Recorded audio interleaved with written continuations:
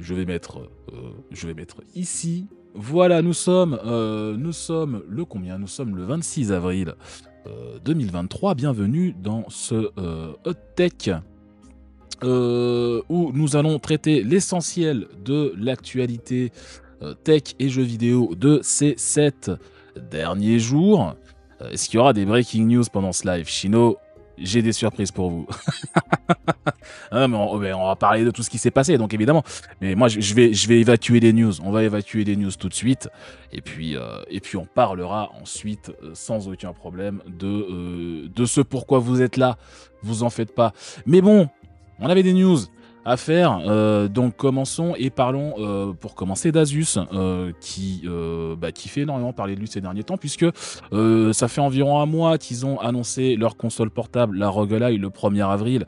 Alors au début, tout le monde avait cru à une blague, ils ont dû reconfirmer sur Twitter quelques jours plus tard que non, c'était pas une plaisanterie. Il y a effectivement une console portable qui sort chez Asus. Depuis, les informations nous arrivent au compte-gouttes, on nous dit que ça va sortir très bientôt, qu'on aura une console à essayer potentiellement dans les prochaines semaines. Et du coup, Asus a confirmé qu'une annonce arrive pour le 11 mai 2023. Alors ça sera précisément le 11 mai 2023 à 16h heure de Paris. Mais ça sera pas la date de la sortie de la console exactement, ça sera une annonce du prix de la machine qu'on ne connaît toujours pas. On va en parler parce qu'il y a quelques détails qui nous sont arrivés depuis. Mais voilà, une annonce du prix de la machine et évidemment de la date de sortie exacte. J'imagine que c'est à ce moment-là que les précommandes seront officiellement ouvertes également. Donc voilà, si jamais ça vous branche, ça se passera le 11 mai. Depuis, comme je le disais, on a eu quand même quelques informations sur ce qu'il devrait y avoir dans la console. On avait déjà eu quelques détails qui avaient plus ou moins fuité du côté de chez Asus sur leur console portable. On savait qu'elle était censée être plus puissante, sensiblement plus puissante que le Steam Deck. On savait qu'il s'agissait d'un APU fabriqué par AMD, qui est déjà le constructeur qui équipe les consoles de salon que sont la PS5 et la Xbox Series, mais également le Steam Deck. Donc on reste sur un terrain qu'on connaît assez bien. Cette fois-ci, AMD a quand même communiqué de son côté pour donner plus de précision sur le CPU qui va équiper l'Asus ROG Ally. Il s'agit en réalité d'une nouvelle gamme de CPU, d'APU on appelle ça chez AMD, c'est-à-dire un APU, c'est une puce qui regroupe à la fois le CPU et le GPU en un seul composant. Et cet APU sera une nouvelle gamme chez AMD qui s'appellera Z1. Donc l'AMD Z1, c'est une gamme qu'il prévoit de lancer en même temps que l'Asus ROG Ally et qui va être une gamme d'APU exclusivement dédiée aux consoles portables. C'est assez étonnant de la part d'AMD d'annoncer ce genre de choses. On sait qu'ils équipent les consoles depuis déjà longtemps, qu'on regarde du côté de Nintendo par exemple, AMD, à l'époque il s'appelait encore ATI, mais équipait déjà la GameCube, la Wii, ensuite la Wii U, et finalement la Switch a été gagnée par Nvidia qui leur a filé leur CPU Tegra, enfin leur SoC Tegra. Donc là, on a enfin, de la part d'AMD, des informations exactes et précises sur l'APU qui va équiper l'Asus ROG Ally. Alors on voit qu'il existe 2 versions de cet APU, le Z1, comme je vous le disais, et une version Z1 extrême. Ce qui semble signifier qu'il existera 2 versions de l'Asus ROG Ally, avec donc un APU différent selon la version que vous achetez, potentiellement d'autres petites différences comme la mémoire vive ou la capacité de stockage qui pourra changer d'une version à l'autre. Toujours est-il que l'APU en question existera en 2 versions. La plus simple embarquera 6 corps pour 12 threads sur l'architecture Zen 4, donc la même que les Ryzen 7000, ça on le savait déjà. 4 unités de calcul, enfin 4 compute units, ils appellent ça. Ce ne sont pas vraiment des unités de calcul, ce sont des blocs qui regroupent plusieurs unités de calcul. AMD appelle ça les compute units. Voilà. Il y en aura donc 4 dans cette version simple du Z1, 22 mégas de cache, très bien, 2,8 teraflops. Alors ils s'amusent à comparer la capacité de calcul en teraflops de leur Z1 à la capacité de calcul de la Switch. Alors on sait que la Switch n'est pas forcément une bête de course en matière de performance, donc c'est assez étonnant de les voir comparer ça à la Nintendo Switch, qui, je le rappelle, est équipée d'un SoC Nvidia, qui est lui-même un SoC que Nvidia eux-mêmes considèrent comme obsolète. Et donc, du coup, les 0,4 teraflops de la Switch, effectivement, ils paraissent minables face aux 2,8 teraflops du Ryzen Z1. Ça aurait été intéressant qu'AMD compare les perfs de cet APU à celui du Steam Deck, par exemple, puisque c'est quand même le produit qui va être plus directement concurrencé par la console d'Asus. Cela étant, oui, la source Wikipédia. La source Wikipédia, c'est toujours rigolo de voir ça dans leur tableau.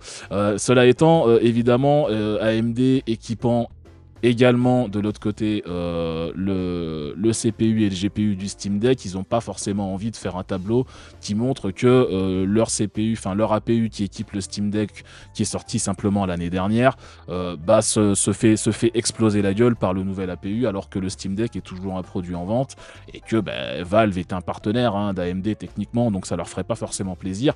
Donc voilà, communication un petit peu délicate de la part de l'AMD qui se décide à comparer leur truc à une Nintendo Switch qui est sortie il y a 5 ans, 6 ans même maintenant, quelque chose comme ça, et qui était déjà à l'époque un produit techniquement obsolète. Donc il n'y a pas forcément de gloire à tirer de ce tableau-là.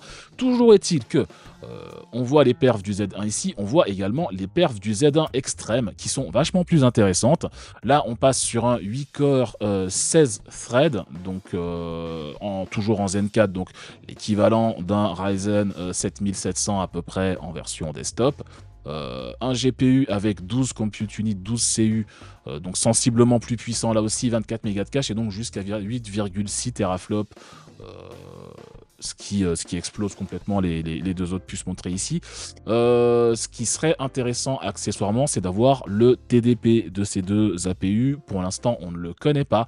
Il n'y a pas eu de présentation complète du Z1 pour le moment. C'est juste une annonce de la part d'AMD qui, je pense, donnera un peu plus d'infos sur le sujet au moment où Asus, de son côté, fera sa communication. Peut-être même que c'est Asus qui donnera toutes les infos qu'on n'a pas encore sur ces APU. Toujours est-il que, voilà, on devrait avoir donc 2 versions au minimum de l'Asus ROG Ally annoncées le 11 mai prochain. Que je regarde mes notes pour voir si je n'oublie rien, mais non, je n'oublie rien. Donc on en reparlera évidemment à ce moment-là. Je ne sais pas encore, je vais me renseigner, mais je ne sais pas encore s'il y aura un stream en direct, très probablement. J'ai regardé, le 11 mai, ça tombe un jeudi, si j'ai bien vu mon calendrier. Donc a priori, voilà, on explose la PSP, on se dit oui, voilà, c'est cool, mais j'espère que vous n'êtes pas fiers de ça, parce que bon... Mais voilà, on en saura plus d'ici là. Je verrai, étant donné que ça tombe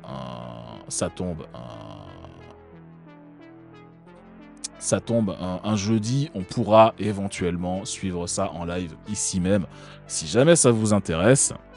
Reste encore à connaître le prix qui devrait être annoncé à ce moment-là. Comme je le disais la dernière fois qu'on en a parlé, moi, sur le prix, je ne suis pas forcément hyper optimiste, vu les specs de la machine. Maintenant, on a une vue un peu plus claire de ce que devraient être les specs de la console, et vu ce qu'il devrait y avoir dedans, je serais assez surpris que la machine soit vendue beaucoup moins de 1000 $. Mais on verra bien, on verra bien. Il faudra attendre un petit peu les infos de la part d'Asus, donc on en reparlera dès qu'on aura plus d'infos sur le sujet. Voilà, pour la modique somme de 1299 €, c'est honnêtement pas un prix qui m'étonnerait en fait pour la machine.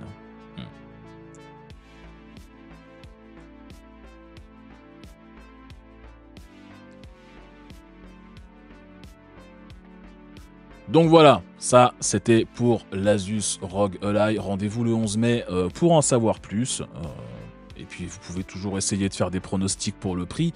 Mais 1000 $ ne font pas 1000 € aussi bien. Mais non, parce qu'il y a les taxes à rajouter, il y a la TVA en France, il y a ce genre de choses. Si elle est annoncée à 1000 $, on va la payer 1200, 1300 ici. Là me disait 750 entrée de gamme. Alors... entrée de gamme, donc avec ça, avec le Z1 de base et peut-être moins de RAM et peut-être le plus petit stockage possible. Tu peux ronger sur tout ce qui n'est pas l'APU pour descendre à 750. C'est possible, peut-être, on verra.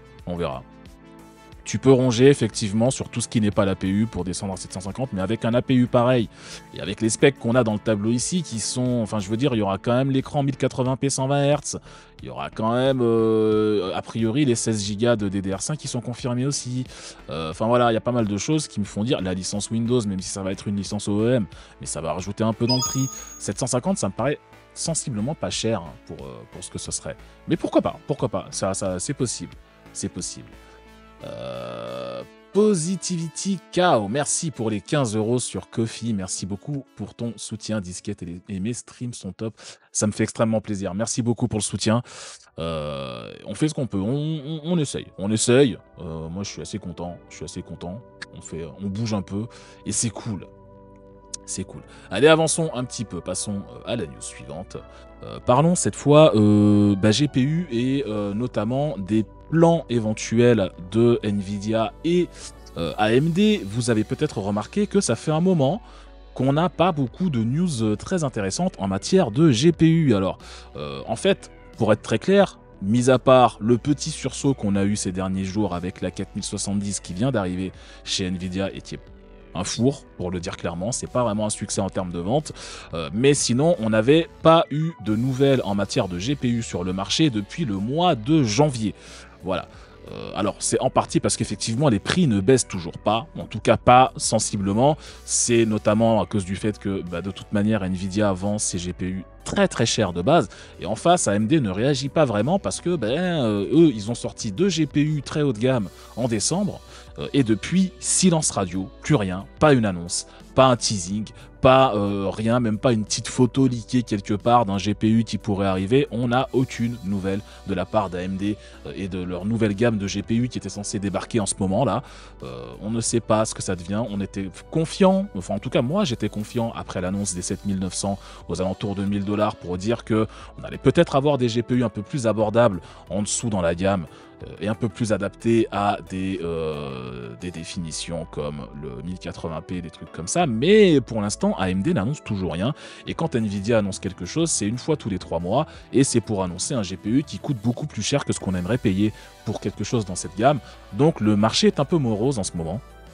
Ça n'empêche pas les rumeurs de continuer à affluer, et ces rumeurs-là, cette fois-ci, c'est Igor's Lab qui les relaie et qui nous explique que si vous aviez loupé l'info, il y a le Computex qui va avoir lieu à la fin du mois de mai, du 30 mai au 2 juin. Le Computex, donc c'est un salon qui a lieu à Taïwan tous les ans, et pendant lequel il y a généralement pas mal d'annonces en matière de hardware et de tech qui sont faites pour le grand public. C'est un salon qui mélange un peu tout, mais qui est quand même très axé grand public. Et du coup, on espère évidemment qu'il y aura des annonces de GPU un peu intéressantes, quelque chose à se mettre sous la dent d'ici là. Et du coup, voilà, les rumeurs qui arrivent, c'est que pour l'instant, AMD n'a pas prévu de conférence au Computex, n'a pas prévu de montrer de nouveaux produits au Computex. Cela étant, Igor's Lab nous explique que certains partenaires d'AMD, certains constructeurs partenaires d'AMD, donc parmi lesquels XFX, Saphir, etc., on ne sait pas lesquels exactement, ils ne sont pas nommés dans l'article, mais on sait que certains partenaires d'AMD pourraient présenter une Radeon 7600 en version desktop au Computex. Alors c'est un peu surprenant, la Radeon 7600 c'est un GPU qu'on connaît déjà un petit peu parce qu'il existe déjà en version mobile. Donc dans les GPU pour PC portable, on peut déjà choper de la Radeon 7600, 7700, 7800 qui n'existe toujours pas en version desktop. Concernant la 7600, elle pourrait être présentée par certains constructeurs partenaires lors du Computex. Donc ça évidemment ça reste à confirmer, tout en sachant que AMD eux-mêmes n'ont a priori pas prévu d'annonce. Saphir, c'est la marque FE d'AMD. En fait, il n'y a pas vraiment de Founders Edition chez AMD. Il n'y a pas vraiment de Founders, il n'y a pas de principe de Founders Edition comme le fait Nvidia. Il n'y a que des constructeurs partenaires, parmi lesquels Saphir. Effectivement, Saphir, leur particularité, c'est qu'ils ne vendent effectivement que des designs de référence. Alors, chez AMD, on appelle ça un design de référence. Ils ne vendent que des designs de référence de chez AMD. Mais ils sont pas, enfin, c'est pas vraiment des Founders Edition, et surtout, c'est pas AMD eux-mêmes. C'est vraiment une marque à part. Mais du coup, voilà, pour l'instant, AMD n'aurait toujours pas prévu d'annonce officielle pour le Computex, donc ça va peut-être venir, mais voilà. ce qui transpire pour l'instant autour du Computex de fin mai, là, c'est que certains constructeurs partenaires pourraient annoncer une Radeon 7600 pour desktop, hein, pour PC de bureau, ce qui pourrait ouvrir la voie à d'autres GPU un peu plus haut ou peut-être même plus bas dans la gamme. Voilà, généralement la 7600, on est sur quelque chose qui est relativement entrée de gamme. Si on se base par exemple sur la 6600, qui était une carte pour le 1080p, assez correcte hein, en 1080p, mais voilà, qui était vraiment pas de la carte très haut de gamme. Donc on viserait également ça pour la 7006. Pour l'instant, aucune autre info sur d'autres cartes desktop chez AMD. Pas d'infos sur une 7007, pas d'infos sur une 7008. Il va encore falloir attendre quelque chose. Peut-être qu'AMD va se finir par se bouger le cul et quand même montrer un minimum de trucs au Computex, ce serait l'occasion. Mais voilà, pour l'instant, on s'en tient à ça. Concernant Nvidia, il y a pas mal de rumeurs qui traînent depuis quelques jours autour d'une éventuelle annonce de 4060 Ti à venir prochainement. Il y a pas mal de rumeurs sur la 4060 aussi qui arriverait encore après. Mais pour le coup, la 4060 Ti pourrait être annoncée par Nvidia autour de la même période. Donc on peut s'imaginer que Nvidia pourrait prochainement annoncer une conférence au Computex, au cours de laquelle on découvrirait la 4060 Ti. Là, Nvidia est pas loin d'avoir terminé la présentation de sa nouvelle gamme de GPU sur Ada Lovelace, puisqu'on a déjà une 4090, une 4080, une 4070 Ti, 4070, donc il manque 4060 Ti et 4060 pour avoir une vue d'ensemble de la gamme, et puis après en général ils complètent toujours un petit peu par le haut ou par le bas, soit en sortant une 4080 Ti par exemple, soit en sortant une 4050, c'est ce qu'on peut imaginer pour cette gamme-là, mais là on va arriver au moment où les deux dernières cartes principales de la gamme vont sortir et Nvidia va avoir une gamme assez complète. Évidemment, on va les attendre très fort sur la question du prix. On va les attendre très fort sur la question du prix parce que la 4070 est vendue à un prix public conseillé de 600$, ce qui est extrêmement cher pour une carte de cette gamme. Du coup, on ne s'attend pas à ce que les 4060 et 4060 Ti soient vendus à un prix spécialement raisonnable. Pour rappel, la 3060 aujourd'hui se trouve aux alentours de 350-400€. Ça risque d'être encore plus cher pour la 4060 malheureusement. Donc à voir, ça va être un point sur lequel Nvidia va être très attendu. Toujours est-il qu'on devrait avoir un peu plus d'infos à se mettre sous la dent d'ici le Computex qui, je le rappelle, va avoir lieu à Taïwan du 30 mai au 2 juin 2023.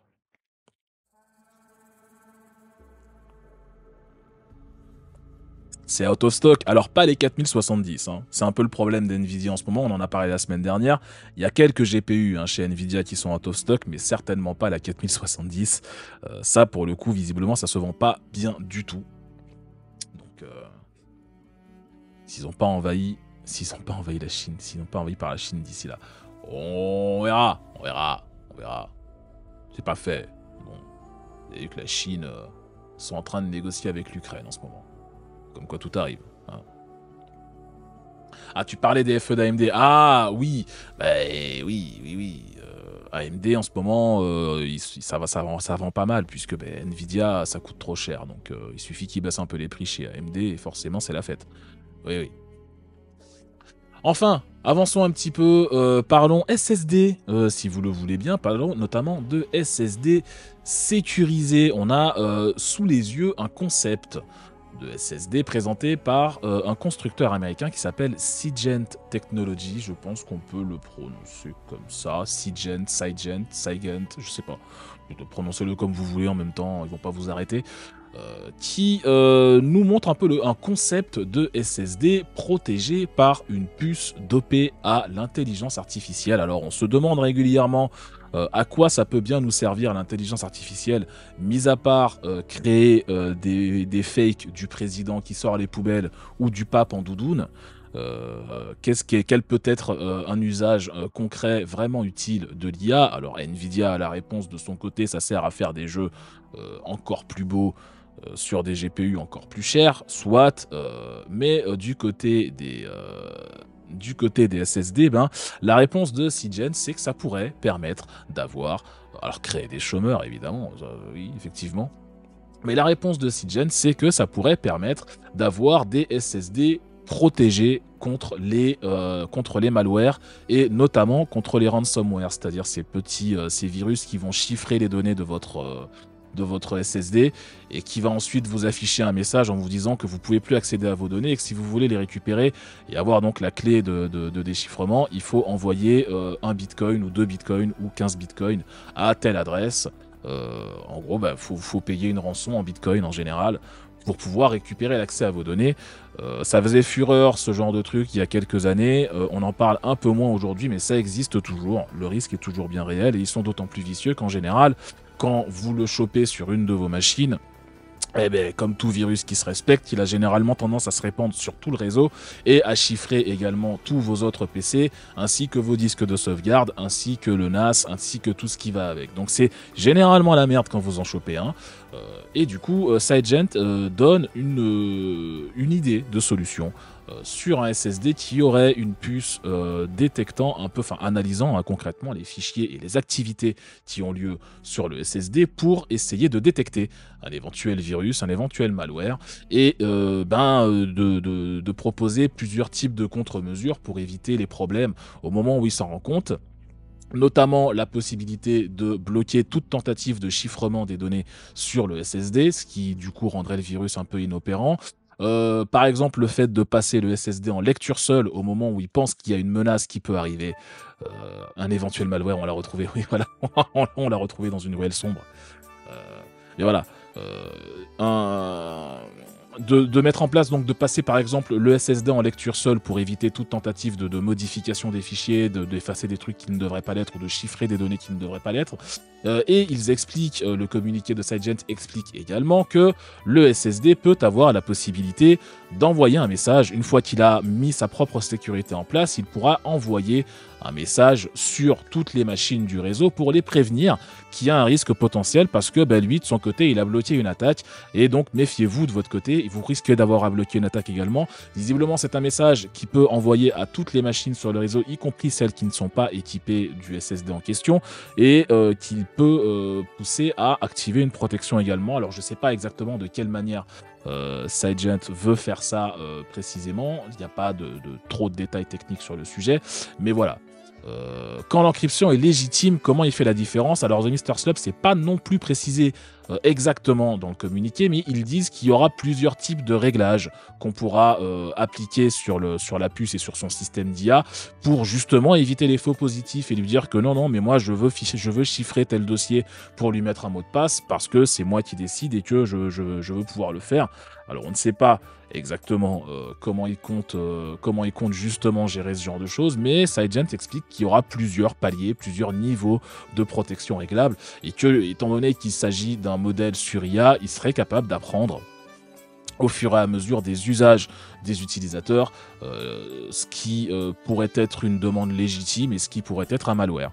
Donc voilà, c'est probablement plus de l'analyse comportementale qu'il ferait au bout d'un moment, mais voilà. Ils disent chiffrement. Ah oui, en français on dit chiffrement. Ah, je suis désolé. En français on dit chiffrement. On dit pas cryptage, on dit pas chiffrage, on dit pas non, c'est chiffrement.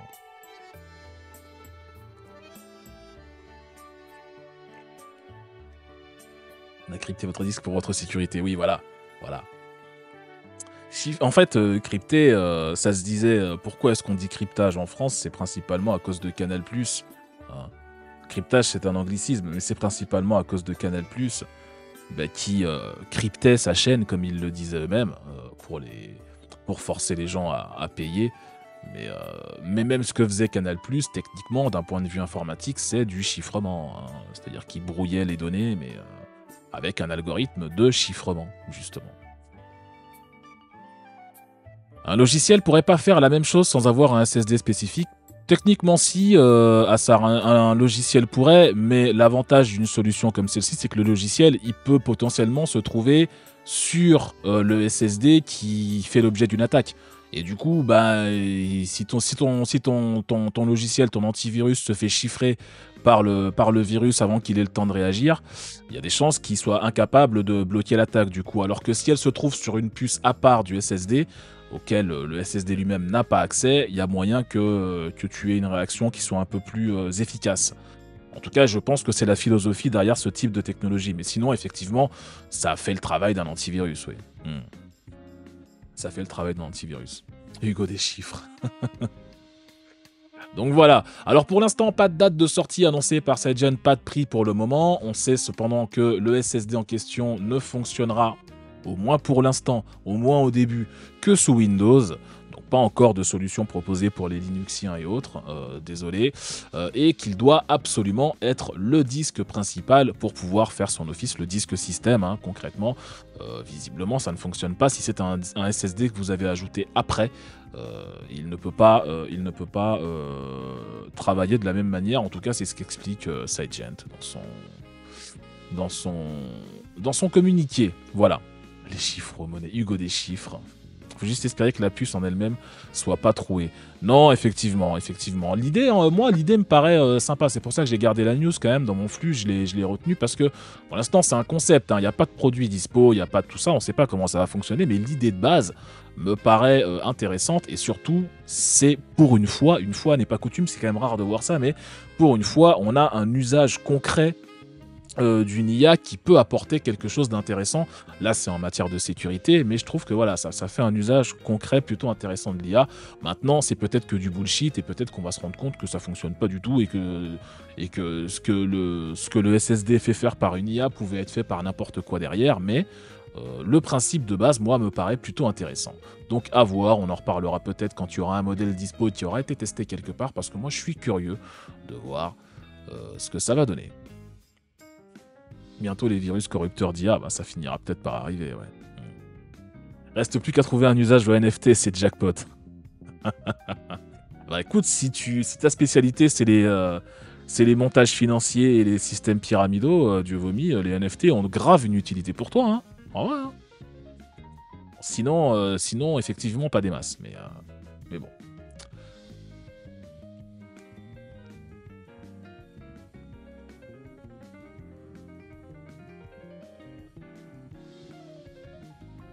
Ça sert à faire du denoise de rendu d'image ou du smooth d'animation. Oui, Duplico, t'as raison. Dans certains cas, Nvidia l'utilise déjà comme ça. Les usages que Nvidia font de l'IA actuellement sont plutôt intéressants aussi, ouais. Ils pourraient pas vraiment être faits par autre chose d'ailleurs. Ouais, quand je parlais d'Nvidia tout à l'heure, c'était même pas pour me moquer d'eux, hein, parce que c'était plutôt intéressant leur truc. Mais effectivement, les usages qu'on voit de l'IA dans les cartes graphiques sont plutôt intéressants, plutôt originaux, et effectivement ne peuvent pas tellement être faits de manière aussi efficace par des technos classiques. Donc ça, c'est plutôt cool. À voir ce que ça donnera pour les SSD, par exemple, mais ouais. Allez, avançons. Parlons un petit peu de ARM. Vous connaissez ARM, l'architecture qui est utilisée dans de nombreux CPU et GPU d'ailleurs, que ce soit sur ordinateur portable, maintenant aussi ordinateur de bureau, téléphone, boîtier télé, etc., etc. On retrouve cette architecture un petit peu partout. Et elle avait une particularité, cette architecture, c'est qu'elle était fabriquée, enfin elle était créée et spécifiée par ARM. Donc le Raspberry Pi aussi, effectivement. Mais jusqu'à maintenant, ARM ne fabriquait pas de puces eux-mêmes. Ils vendaient simplement les licences de leur architecture à d'autres constructeurs qui, eux, se chargeaient d'aller voir un fondeur et de créer des puces sur cette architecture en fonction de ce qu'ils spécifiaient eux-mêmes pour le CPU ou le GPU qu'ils voulaient faire. Donc parmi les clients, on compte Nvidia, on compte Samsung, on compte désormais Apple. Apple Silicon, c'est du ARM et donc du coup, ils achètent une licence à ARM pour pouvoir faire effectivement leur truc. Donc voilà, il y en a plein. Je crois que Qualcomm aussi fait partie des clients d'ARM, entre autres. Il y en a pas mal. N'importe quel smartphone que vous allez acheter aujourd'hui sur le marché utilise un CPU sur l'architecture ARM. De plus en plus d'ordinateurs, si vous allez chez Apple, tous les ordinateurs vendus aujourd'hui, ou peu s'en faut, sont sur l'architecture ARM. Les tablettes, un certain nombre d'ordinateurs portables, les Chromebooks notamment pour certains d'entre eux, etc.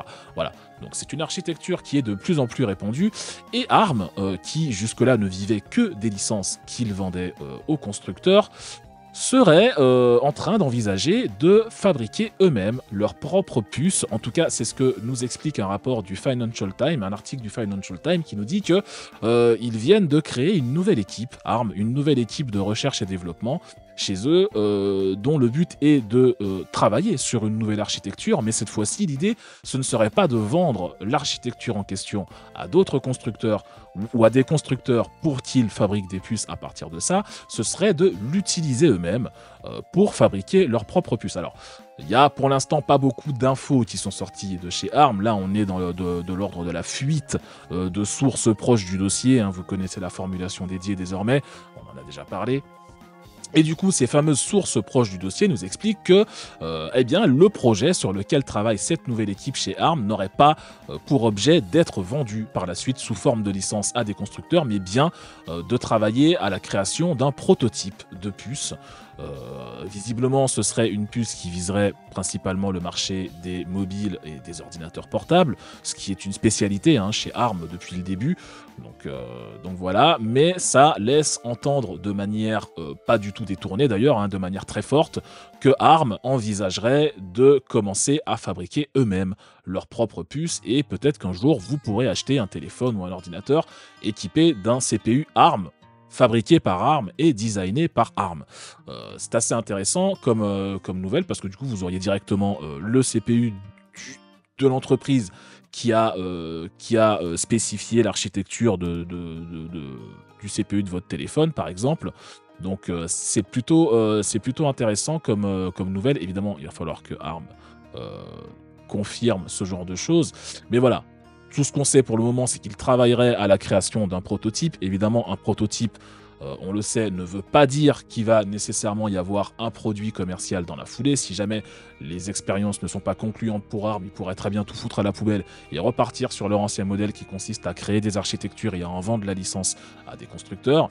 Mais toujours est-il qu'ils veulent visiblement eux aussi leur part du gâteau des semi-conducteurs. Et que ça va commencer à faire beaucoup de constructeurs qui tournent sur du ARM, puisque Apple s'y est mis à plein temps désormais avec son Apple Silicon. Donc voilà, plus de concurrence, c'est cool, dans l'absolu, c'est toujours cool. Ouais. Et on aurait le choix des armes, voilà.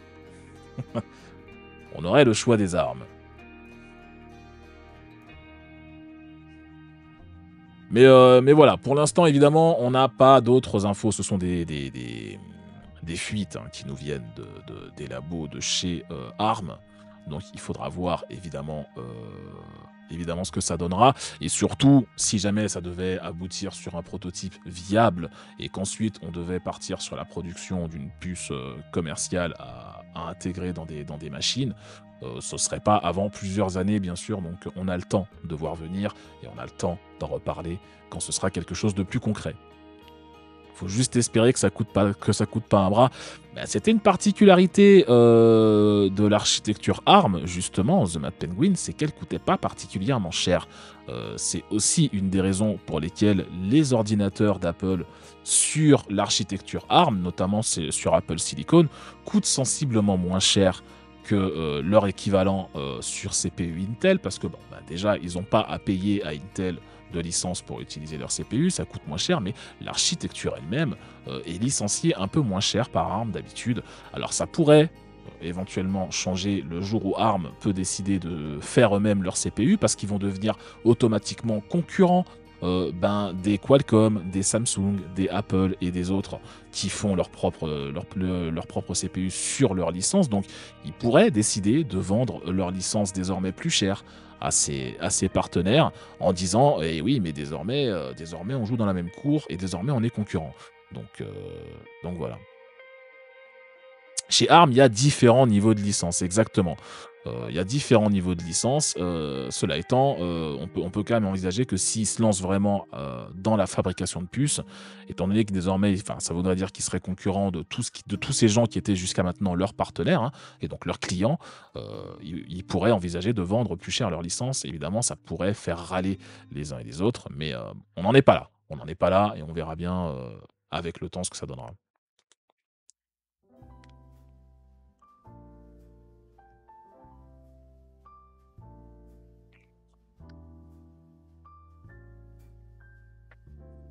Allez, avançons, continuons sur notre lancée, restons sur les CPU. Petite news rapide pour vous signaler qu'il semblerait qu'Intel ait déjà lancé la production des samples de ces CPU de nouvelle génération.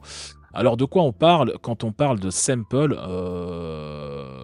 de quoi on parle quand on parle de sample? Généralement, Intel, dans son processus de fabrication, fait le design, fonde les puces et crée un tout petit nombre de CPU de nouvelle génération qu'ils appellent des samples, hein, ouais, des samples, je sais pas tellement comment on peut le traduire.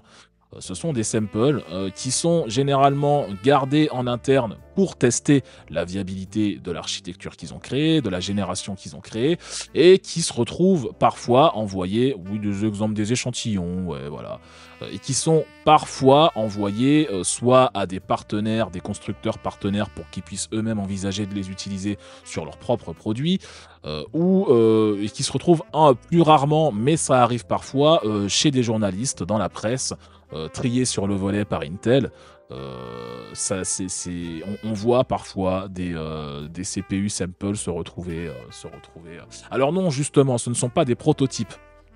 Ce ne sont pas des prototypes. Les samples, ce sont vraiment des produits finis qu'Intel construit simplement pour juger de la viabilité du produit à grande échelle. C'est vraiment littéralement la dernière étape avant de lancer la production à grande échelle du produit. Donc quand un CPU chez Intel arrive au stade de sample, il est terminé, hein. Il n'y aura plus de modification qui sera faite dessus. Simplement, on le construit et on le teste pour voir, voilà, c'est ça, un bon à tirer, on le construit et on le teste pour voir si ça vaut le coup de le sortir à grande échelle et de le vendre dans le commerce. Donc on en est là, visiblement, pour les dernières générations de CPU Intel. Donc ça concerne la génération Emerald Rapids. Les Emerald Rapids, c'est la 5e génération de CPU Xeon. Les Xeon, ce sont des puces destinées aux usages professionnels et aux serveurs. Donc c'est pas forcément quelque chose qui nous concerne, nous, pauvres mortels. Mais en tout cas, ces puces-là sont visiblement passées au stade de sample. Ainsi que, et là c'est plus intéressant pour nous, les Meteor Lake S. Rappelez-vous, on avait déjà parlé de l'architecture Meteor Lake ces derniers temps, notamment après les quelques déboires d'Intel qui avaient annoncé des licenciements en disant ok, l'année 2023 elle démarre pas top, mais pour le moment on ne repousse aucun produit. Les Meteor Lake étaient censés sortir à la fin de l'année 2023, enfin dans le deuxième semestre 2023, et au tout début de l'année, Intel avait dit on ne repousse rien, ça ne bouge pas, les sorties prévues vont rester telles quelles malgré les licenciements et les remaniements qui auront lieu au sein de l'entreprise. On a appris plus tard que finalement les Meteor Lake pourraient être repoussés au début de l'année 2024 pour être remplacés en 2023 par des Raptor Lake Refresh. Donc en gros une remise à jour de l'architecture des Raptor Lake pour simplement garder une présence sur le marché et pouvoir au moins proposer quelque chose de vaguement nouveau pour la fin de l'année 2023, et on verrait ensuite sortir les Meteor Lake en 2024. Ça semble se confirmer aujourd'hui puisque l'arrivée au mois d'avril, hein, ou voire même au mois de mai, de CPU sample pour les Meteor Lake, ça veut dire que la production n'a pas démarré, et donc la production à grande échelle en tout cas n'a pas démarré, et donc démarrera trop tard pour une sortie en 2023, et donc qu'on pourrait attendre des sorties de Meteor Lake en 2024. Quel est l'intérêt de ces puces? Ça concerne aussi bien les Emerald Lake que les Meteor Lake, c'est que ça va être pour la première fois depuis longtemps, ça va être la première architecture d'Intel qui utilise une architecture dite en chiplet. Jusqu'à maintenant, Intel mettait tout sur la même puce du processeur. Désormais, Intel va adopter une philosophie qui est plus proche de ce que fait AMD depuis quelques années, qui est de construire la puce en plusieurs parties distinctes les unes des autres. L'avantage pour le fondeur, c'est que ça permet de réduire les coûts. Vous créez une seule, voilà, exactement comme AMD, vous créez un seul chiplet qui va être réutilisé dans plusieurs CPU différents, et vous pouvez les combiner pour simplement segmenter votre gamme comme vous le souhaitez. Ça a permis à AMD d'économiser beaucoup sur les Ryzen et de pouvoir vendre des CPU aussi puissants, voire plus puissants que ce que faisait Intel à l'époque, pour un prix bien moins élevé. Du coup, Intel passerait à ça pour les Emerald Lake et les Meteor Lake, donc c'est une avancée qu'il va falloir suivre du côté d'Intel, puisque du coup ça va les mettre un petit peu dans la même cour qu'AMD à ce niveau-là. Ça va être intéressant de voir s'ils en profitent pour baisser les prix des CPU. On rappelle que c'est ce qu'AMD avait fait en se disant bon, on a une architecture qui fonctionne bien, on arrive à économiser de l'argent dessus, on va en profiter pour baisser le prix de vente autant que possible, puisqu'à l'époque de la sortie des Ryzen, AMD était franchement en retard par rapport à Intel sur le marché des CPU. Ça leur a permis de revenir bien dans la course d'ailleurs en phase 2. Actuellement, Intel, ils sont pas forcément autant à la masse par rapport à AMD. Donc, je ne sais pas s'ils vont avoir un intérêt réel à baisser à ce point-là les prix sur les nouvelles gènes de CPU. Par contre, l'idée derrière ce changement de philosophie sur l'architecture, c'est clairement de faire des économies. Donc on verra comment ça se traduit sur le prix de vente au final. Est-ce que Intel fait faire des CPU chez TSMC? Généralement non, Turbo Mouton. Généralement, Intel, ils font tout chez eux. Ils ont leurs propres usines de gravure de CPU. Généralement, Intel, ils font tout chez eux. Ils ont leurs propres usines de fabrication. Depuis très peu de temps, là, depuis quelques temps, ils font faire quelques puces à TSMC. Ils sous-traitent quelques trucs à TSMC, mais c'est très ponctuel, très spécifique, notamment en ce qui concerne les GPU. Visiblement, les GPU d'Intel, donc les ARC, hein, et notamment la gamme Alchemist et la gamme Battlemage à venir plus tard, sont fabriqués par TSMC. Mais en ce qui concerne les CPU, en revanche, Intel garde un point d'honneur, mais un point d'honneur à tout garder à la maison et à tout faire eux-mêmes. Donc voilà.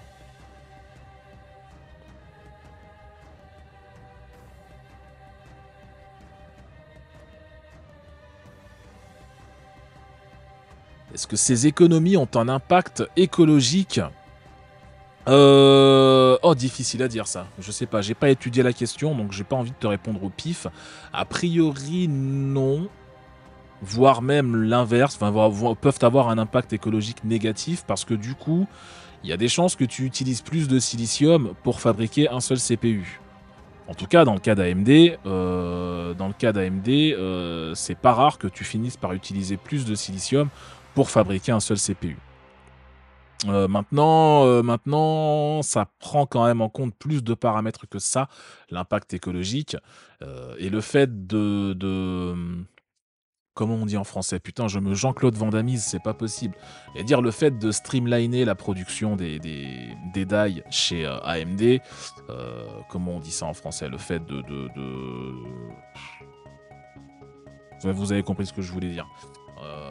De fluidifier, oui, oui. Le fait de fluidifier, de normaliser, de courant ligné. Merci tonton Yo-Yo, je vais le dire comme ça. Le fait de courant ligné la production ou d'optimiser, c'est pas mal ça.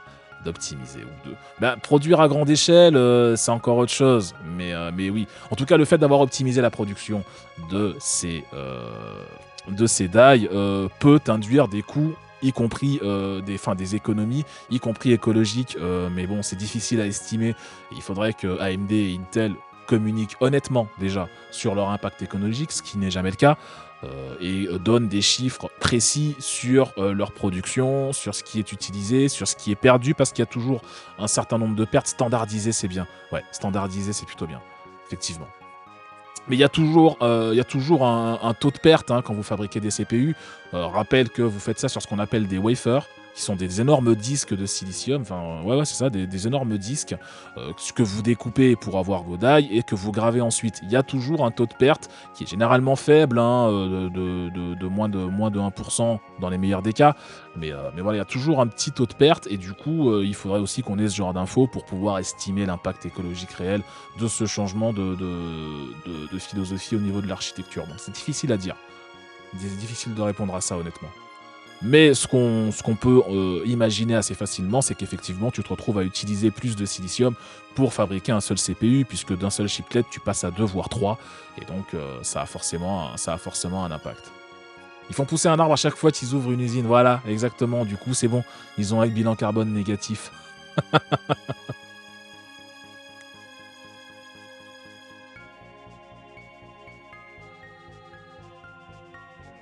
Voilà, je crois qu'il y a des images qui vous montrent à quoi ressembleraient un peu les chiplets. Là, c'est sur du Emerald Rapids, hein, donc on est sur le CPU est gigantissime, mais c'est normal. Mais voilà, sur Emerald Rapids, ça ressemblerait à ça.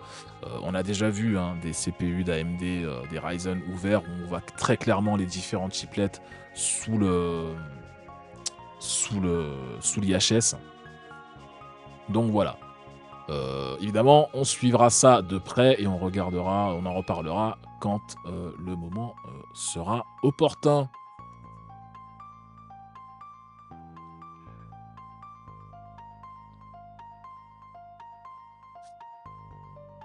Allez, parlons un peu d'EA. Bon, ça a râlé un petit peu chez, EA cette semaine, figurez-vous. Ça a râlé un petit peu chez EA cette semaine parce que, les pauvres, ils devaient sortir un nouveau jeu Star Wars. Alors parlons un petit peu de ce nouveau jeu Star Wars. Si vous n'aviez pas suivi, il y a un jeu Star Wars qui va sortir cette semaine. euh, qui va sortir cette semaine et qui porte le joli nom de Star Wars Jedi Survivor. Ça sera un jeu d'aventure-action développé par Respawn Entertainment, toujours dans l'univers de Star Wars qui est toujours exploité par EA. Ça, il n'y a pas de problème. Sauf que EA, ils sont pas super contents parce que ils ont appris que il existe des petits pirates sur l'internet et que les petits pirates de l'internet, ils se sont procuré une version du jeu en avance. Une version qui depuis évidemment se balade sur tous les sites peu recommandables et autres services de BitTorrent du monde entier. Voilà, et sauf que bon, le piratage en soi c'est un problème que la plupart des éditeurs de jeux vidéo devant lequel la plupart des éditeurs de jeux vidéo ont un peu baissé les bras. Aujourd'hui, ils vous foutent du dénouveau à toutes les sauces, mais ils savent très bien que ça va pas tenir longtemps, que le jeu va se faire péter quand même, et que tôt ou tard, il va se retrouver sur un site qui n'est pas du tout le site de l'éditeur. Bon, mais que voulez-vous? Toujours est-il que là, le vrai problème que EA soulève par rapport à Jedi Survivor, c'est pas le fait qu'il se soit retrouvé en piratage plus tôt que prévu, c'est surtout que du coup, il y a des gens qui s'amusent à spoiler le jeu sur internet. Donc EA dit les gens soyez sympas. Alors ils parlent directement aux pirates là, hein. Ils parlent directement aux pirates en leur disant bon, les gens, on sait que vous n'avez pas payé le jeu, que vous l'avez chopé en avance et que vous voulez y jouer machin. Par contre, soyez cool, spoilez pas quoi. Voilà. Bon, allez, le jeu, prenez-le, voilà, c'est pour nous. Par contre, hein, pas ta pute, tu spoil pas le jeu, t'es sympa, tu laisses les gens tranquilles. Donc voilà, c'est généralement suivi des faits, hein, ce genre de demande, mais bon, il tente le coup quand même. Donc voilà, il y a des petits tweets rigolos pour vous dire, bon les gars, bon alors on a tous vu ce qui s'est passé, hein, voilà, on a tous vu ce qui s'est passé, s'il vous plaît juste, spoilez pas, voilà, bientôt des NDA pour les pirates, effectivement, ce serait, parce que la presse, ils ont les jeux en avance de manière générale, mais du coup, la presse, ils ont les jeux en avance de manière générale, mais du coup, voilà, ils sont tenus à une sorte de secret qui est un peu des secrets de polichinelle, parce que les NDA n'ont généralement pas de valeur légale. Donc, si jamais un journaliste s'amusait à péter le NDA qu'il a signé chez EA, il n'y aurait pas forcément de conséquences judiciaires. Si par contre, il sait très bien qu'il s'expose à un blacklisting de la part de l'éditeur en question, choses auxquelles ne sont pas astreints les pirates, hein, de fait. Donc voilà, sachez que si jamais le jeu vous intéresse, il y a une chance non négligeable de spoil sur le net, mais que EA demande aux gens de respecter les autres et de ne pas spoiler le jeu. Méfiez-vous quand même. Pour rappel, tout de même, Star Wars Jedi Survivor sort le 28 avril, donc c'est vendredi là, hein, qui arrive sur PS5, sur Windows et sur Xbox Series. Donc voilà. Les pirates, mais non frérot, on va spoiler personne. Exactement.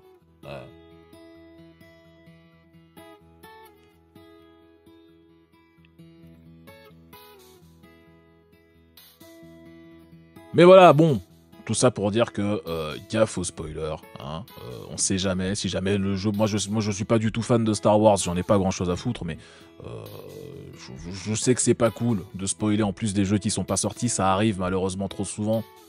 Donc méfiez-vous quand même. Ce qui m'étonne un peu, c'est qu'en général, ça arrive sur des jeux un peu plus attendus que Star Wars Jedi Survivor. Alors peut-être que j'ai raté quelque chose, mais j'avais pas noté, moi, dans mon truc, que Star Wars Jedi Survivor était un jeu spécialement plus attendu que la plupart des gros blockbusters qu'on va avoir dans les jours qui viennent, mais pourquoi pas. Pourquoi pas.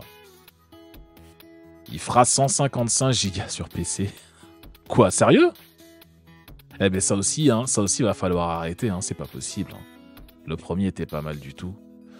Ouais. Là, il va falloir arrêter. 155 Go, je sais pas marqué dans la news ça. 155 Go. Franchement, c'est... Mais bon. Sebum doit être abattu, c'est lui l'énorme fan de Star Wars. Ouais, bah oui. Ouais.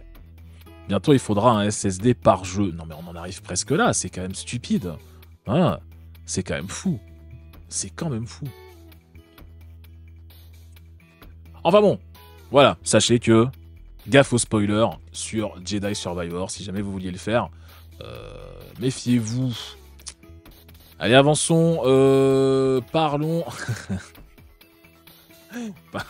je voulais pas, je vous jure, c'est vrai, je voulais pas mettre de Elon Musk dans les news aujourd'hui. J'avais pas prévu. J'avais pas prévu de mettre du Elon Musk dans les news aujourd'hui, mais que voulez-vous, Elon Musk s'est imposé à moi. Voilà. Le mec arrive à être partout. Je ne comprends pas. Je n'arrive pas à avoir une revue de presse sans Elon Musk du tout. Ou alors je suis obligé de rater des gros sujets. Donc que voulez-vous, on va en parler un petit peu. Bon là c'est une news qui concerne surtout Microsoft. Figurez-vous que Microsoft et Elon Musk ils sont un peu fâchés en ce moment. Microsoft et Elon Musk ils sont un peu fâchés en ce moment puisque ça a commencé comment? Ça a commencé quand Microsoft a expliqué qu'ils étaient plus très chauds pour continuer à payer pour des espaces publicitaires sur Twitter. Alors ça on sait que c'est un sujet qui l'énerve, hein, Elon Musk. Ça il aime pas du tout. Il est plutôt touchy sur la question, hein. Il est même très touchy sur la question. Parce que ben voilà, il a besoin d'argent, le pauvre Elon, et du coup, il a assez mal réagi devant des infos selon lesquelles Microsoft voudrait arrêter de payer pour des campagnes publicitaires sur Twitter. Du coup, Elon Musk, il a réagi comme à son habitude, totalement dans la mesure et totalement de manière intelligente, en expliquant que de toute manière, Microsoft, ils ont piqué toutes les données de Twitter pour entraîner leur robot ChatGPT, puisque je rappelle que désormais OpenAI, qui fait ChatGPT, le fameux, appartient à Microsoft, ce qui leur a permis d'ajouter un chatbot dans Windows et toutes sortes de sucreries, des trucs parfaitement indispensables à l'humanité. Du coup, Elon Musk explique que, étant donné que Microsoft s'est gavé sur les données de Twitter pour entraîner ChatGPT, on va leur coller un petit procès au cul parce que les données de Twitter, elles appartiennent à Twitter, c'est pas normal d'aller entraîner les robots des autres avec des données qui vous appartiennent pas. Je rappelle que désormais, les données de Twitter, elles sont payantes pour tout le monde. L'API qui était jusque-là gratuite, aussi bien l'API publique que l'API pour les développeurs, sont toutes les deux devenues payantes pour des prix différents qui vont de quelques dollars à plus de plusieurs milliers de dollars en fonction de ce que vous voulez en faire. Et du coup, la réaction de Microsoft, elle s'est pas tellement fait attendre. Ça a été de dire, on va non seulement pas payer pour les espaces publicitaires sur Twitter, mais on va aussi arrêter de payer, enfin en tout cas refuser de payer pour l'accès à l'API. Le problème, c'est que quand vous ne payez pas pour l'accès à l'API, toutes les applications que vous aviez qui utilisaient Twitter jusque-là, de fait, cessent de fonctionner puisque vous avez besoin de l'API. Et donc, ça veut dire que les connectivités du Xbox Live et donc des consoles Xbox avec Twitter sont tombées en panne dans la foulée. Il n'est désormais plus possible de tweeter depuis une Xbox ou de lister des tweets sur une Xbox, simplement parce que Microsoft a décidé de ne pas payer pour l'accès à l'API. Ça, c'était le dernier épisode en date sur l'affaire, entre guillemets, Microsoft versus Elon Musk, sachant qu'Elon Musk avait un petit peu ouvert les hostilités d'une certaine façon, en expliquant au moment de l'annonce de TruthGPT dont on parlait la semaine dernière, au moment de l'annonce de TruthGPT, déjà, le nom est presque une référence assumée à ChatGPT, mais il avait également été extrêmement critique à l'égard de ChatGPT en expliquant que c'était une IA qui avait été faite de manière irresponsable, qui répondait souvent des conneries, d'où la création d'ailleurs de TruthGPT, dont le but, je le rappelle, sera la recherche de la vérité. Voilà, vous en faites ce que vous voulez. Je ne sais pas exactement quelle vérité Elon Musk compte chercher avec TruthGPT, mais voilà, ça avait un petit peu allumé la mèche entre Microsoft et Twitter. Du coup, Microsoft a dit bon bah si c'est comme ça, on arrête de payer des espaces pubs sur Twitter. Elon Musk a répondu bon bah si c'est comme ça, je vais attaquer Microsoft en justice parce qu'ils ont utilisé les données de Twitter.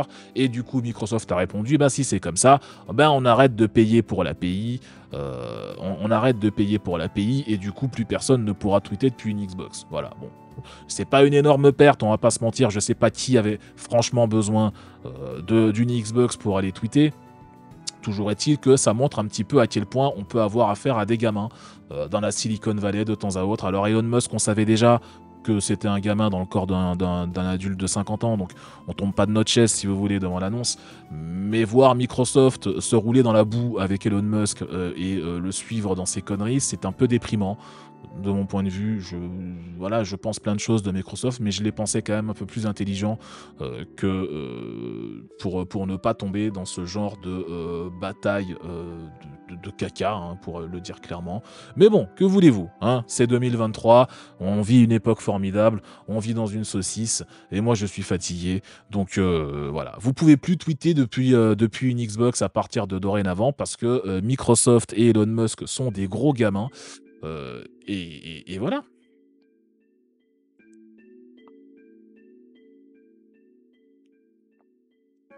C'est pas tant tweeter depuis une Xbox que de partager les captures, succès, etc. Parce qu'effectivement, l'intérêt de cette fonction, c'était de pouvoir partager ses extraits de jeu ou ses captures de sa console vers le réseau social. C'est-à-dire que si vous jouez à Forza Horizon et que vous faites un truc de malade dans le jeu, 4 tonneaux, machin, et vous retombez sur vos roues et vous arrivez quand même premier, bah, vous pouviez enregistrer l'extrait, l'envoyer sur Twitter et dire « Regardez comment je suis trop fort ». Bon, bah ça, c'est plus possible. Cela étant, Microsoft explique quand même que la connectivité aux autres réseaux sociaux reste, elle, active, évidemment. Ils sont pas fâchés avec Instagram ni avec les autres, donc on peut toujours utiliser sa Xbox pour envoyer des messages. Alors je crois que c'est Instagram, je crois que c'est Facebook et LinkedIn. Parce que LinkedIn appartient, il me semble-t-il, à Microsoft, hein, toujours. Donc je sais pas qui vraiment veut partager ses captures de jeu sur LinkedIn. J'avoue que je comprends pas bien. En même temps, bon, LinkedIn, voilà. Alors Twitch aussi. Moi, Twitch, techniquement, c'est pas un réseau social, mais il est toujours possible, évidemment, de se connecter à Twitch pour streamer son jeu. Oui, bien sûr, ça ne bouge pas. Mais voilà, tous les joueurs Xbox chez Mastodon. Alors, ce serait extrêmement drôle, effectivement, Kiltiatina, que Microsoft développe une connectivité avec Mastodon ou avec Substack. Je rappelle que Substack a lancé son propre service qui s'appelle Note, je crois, très similaire à Twitter, ce qui justement a foutu un peu le seum à Elon Musk aussi, et du coup Elon Musk les a bloqués pendant une semaine sur Twitter. Parce qu'Elon Musk est un adulte responsable, quelqu'un d'intelligent, voilà, enfin quelqu'un de parfaitement raisonnable, si vous voulez, et donc il prend toujours des décisions parfaitement mesurées et parfaitement logiques. Voilà. Blue Sky est en private beta, oui, c'est vrai qu'il y a Blue Sky aussi qui arrive. Mais il y en a pas mal comme ça, ouais. Donc on verra bien, toujours est-il que vous ne pouvez plus tweeter depuis une Xbox, voilà, sachez-le. Et sachez surtout que les raisons pour lesquelles vous ne pouvez plus tweeter depuis une Xbox sont parfaitement minables et dignes d'une cour de récréation où même là-bas on aurait honte de s'engueuler pour des trucs aussi stupides. Mais enfin, que voulez-vous? Allez, on avance. Parlons. Alors ça, à la base, j'ai hésité. Ça, à la base, ça devait être un dossier. Ça devait être un des dossiers qu'on devait faire aujourd'hui.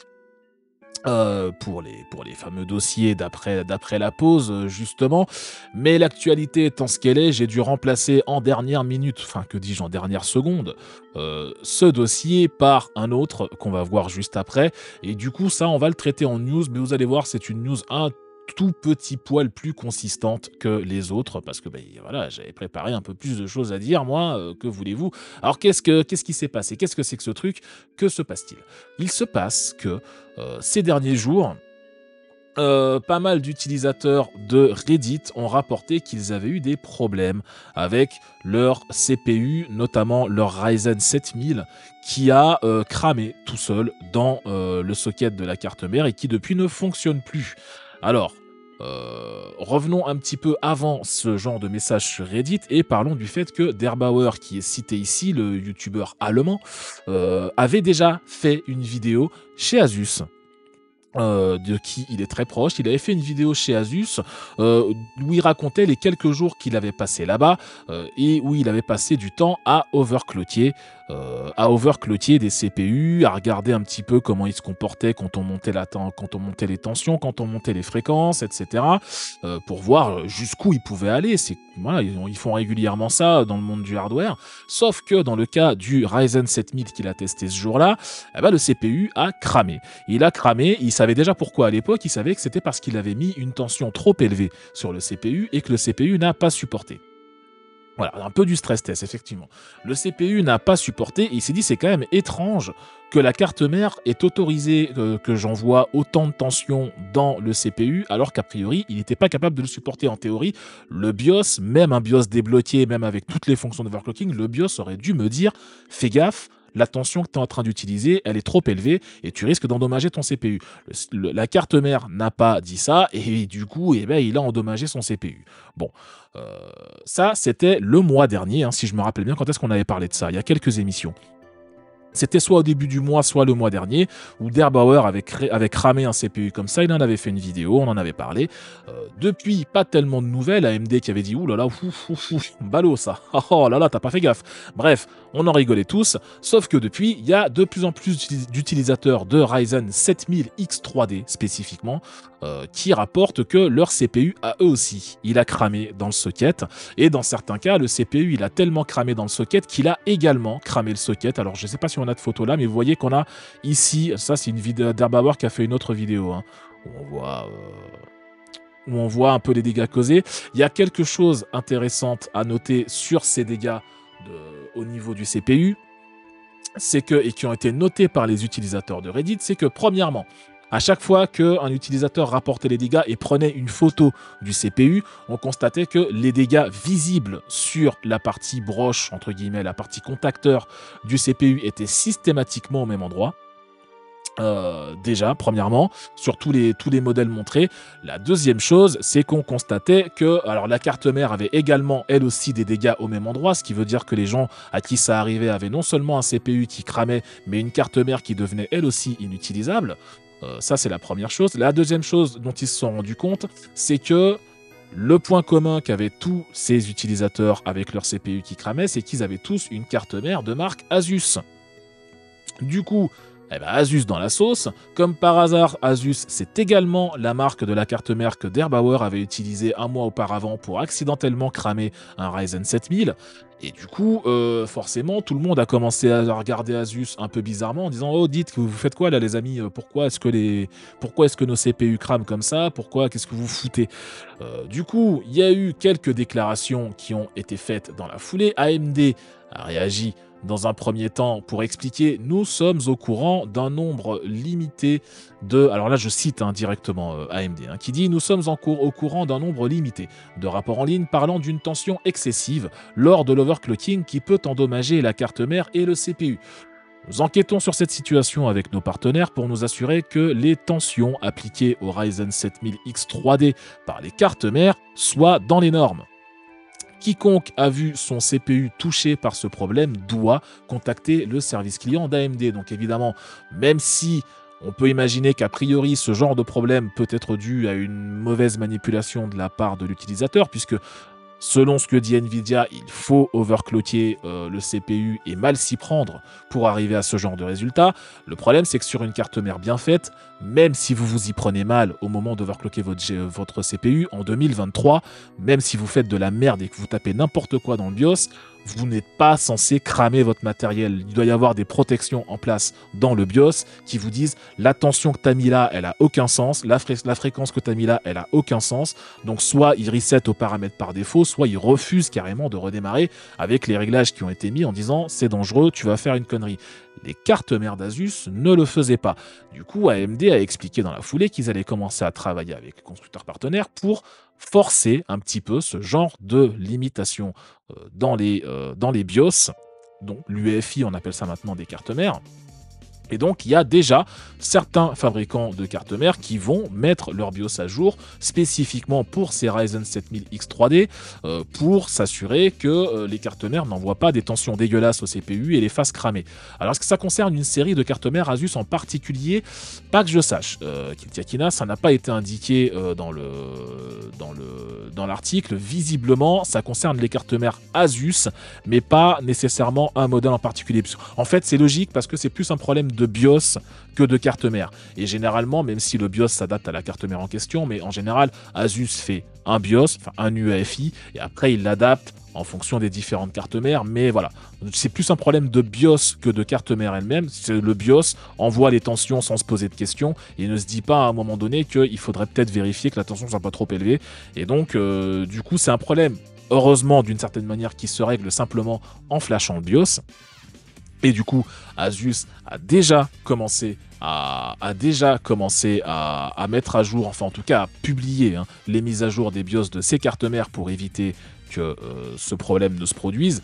Alors, si ça t'inquiète, il n'y a pas de raison de s'inquiéter, Kiltiakina. Ça doit t'inquiéter si tu as overclocké ton CPU et que tu n'as pas fait gaffe à la tension que tu as envoyée dedans. Ah, voilà. Donc la manière la plus safe de s'assurer que tu n'auras pas le souci, c'est de simplement pas overclocker. Comme ça, tu seras aux tensions nominales, aux fréquences nominales, et ton CPU, à moins d'avoir un défaut de fabrication, il va fonctionner sans problème et il va pas cramer. Maintenant, Asus et les autres constructeurs partenaires d'AMD sont en train de travailler sur des nouveaux BIOS qui vont justement mettre en place ce genre de protection pour éviter que vous puissiez cramer votre CPU en tapant une mauvaise valeur dans le BIOS. Voilà. Peut-être pas sauter sur la roguelike, du coup, ça fait peur. Forcément, ça fait un peu peur quand tu lis ça, ouais. Évidemment, ça fait un peu peur quand tu lis ça.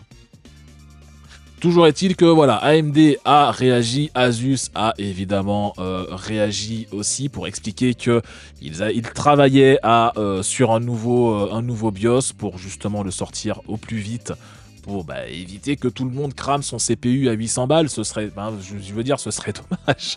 Ce serait dommage. Ça concerne visiblement principalement les 7000 X3D, donc actuellement ça veut dire 7800 X3D, 7900 X3D et 7950 X3D. Ce sont des CPU très performants mais également très chers qui ont la particularité d'avoir cette fameuse mémoire cache dite 3D cache chez AMD, qui est une mémoire cache étendue qui permet d'avoir de bien meilleures performances dans les jeux vidéo en contrepartie d'une performance un petit peu plus faible dans les tâches applicatives comme la décompression et ce genre de choses.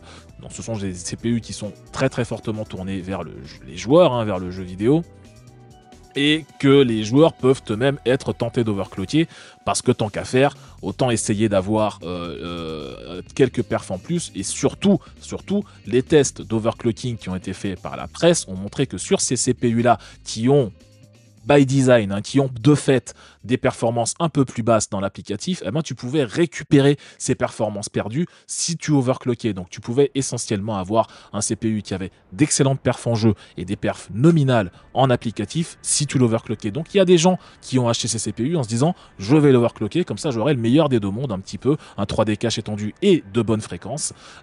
Malheureusement, il faut bien savoir ce qu'on fait quand on overclock, ça on ne le dit jamais assez, il faut très très bien savoir ce qu'on fait quand on overclock, d'autant plus sur certaines cartes mères qui vous font un tout petit peu trop confiance pour savoir ce que vous faites. Et malheureusement, parfois les gens tâtonnent un peu, ne savent pas forcément trop ce qu'ils font, et ça peut les conduire à taper une mauvaise valeur et à cramer le matos.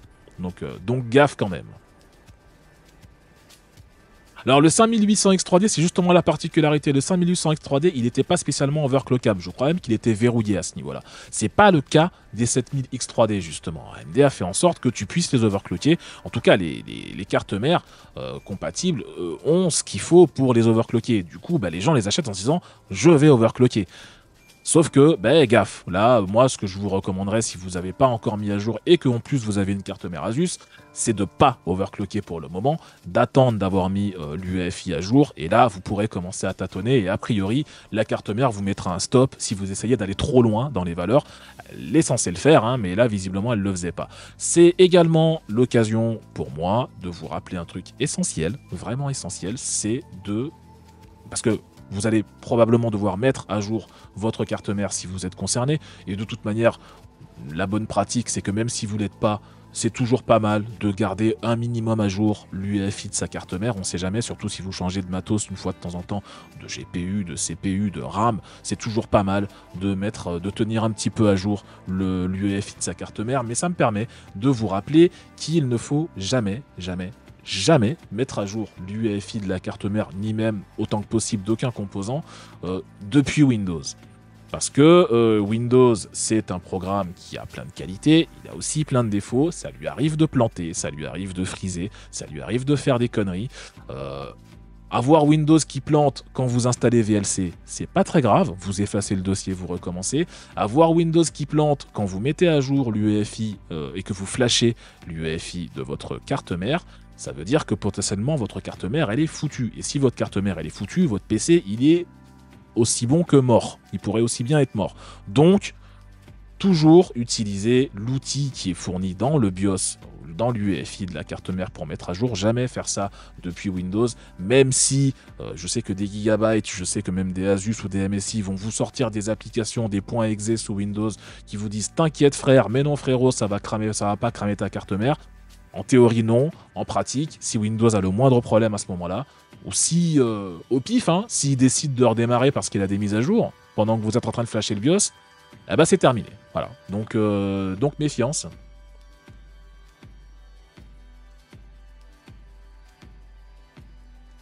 Ben, Kelvicious, oui. Ça m'est arrivé aussi parce que j'avais pas forcément toujours le choix, bien sûr. Mais et en général, ça marche parce que c'est terminé l'époque où Windows faisait des écrans bleus dès que tu regardais l'ordi de travers. Mais quand même, ça peut arriver. Il y a plein de choses qui font que ça peut arriver et parfois on ne sait pas pourquoi. Et voilà, il y a 1000 choses qui peuvent mal tourner et il suffit d'une fois pour flinguer une carte mère à 300 balles. Voilà. Alors que c'est évitable. Donc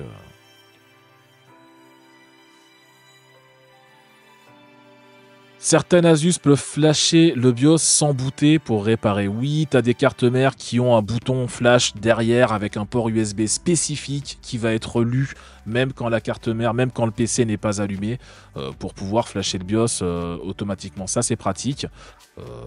Toutes les cartes mères ne le font pas, cela étant. C'est vraiment des trucs de cartes mères très haut de gamme, ça d'habitude. Toutes les cartes mères ne le font pas. Et puis même, la meilleure manière reste quand même idéalement de le faire depuis l'UEFI directement et de ne pas faire confiance à Windows pour ce genre de choses. Moi, je fais pas confiance à Windows pour ce genre de choses, c'est trop risqué, quoi. Windows 2000, enter the chat, on parle de plantage, putain, Nodoka, Windows Millennium Edition, quoi. Mais même, Windows 98, on a tous adoré Windows 98, mais Windows 98, c'était quand même un OS qui plantait dès que tu lui parlais de travers, quoi. Putain, tu regardais mal ton PC, t'avais un écran bleu, quoi. Franchement, c'est pas une époque que je regrette, hein.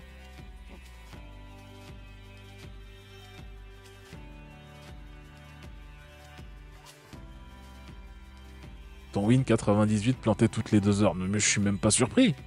Je suis même pas surpris. Oui, Millennium, il arrive pas à entrer dans le chat, il plante avant.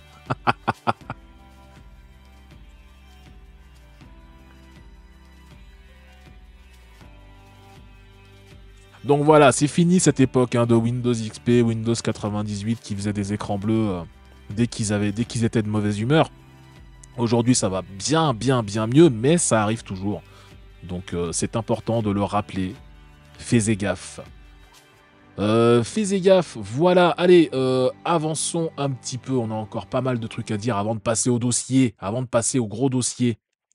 On a encore quelques petites news à passer, je vais les passer rapidement. Il y a une démo de Viewfinder qui vient de sortir sur Steam. Viewfinder, rappelez-vous de ce que c'est. C'est ce petit puzzle game qu'on avait découvert pendant les Game Awards de décembre dernier.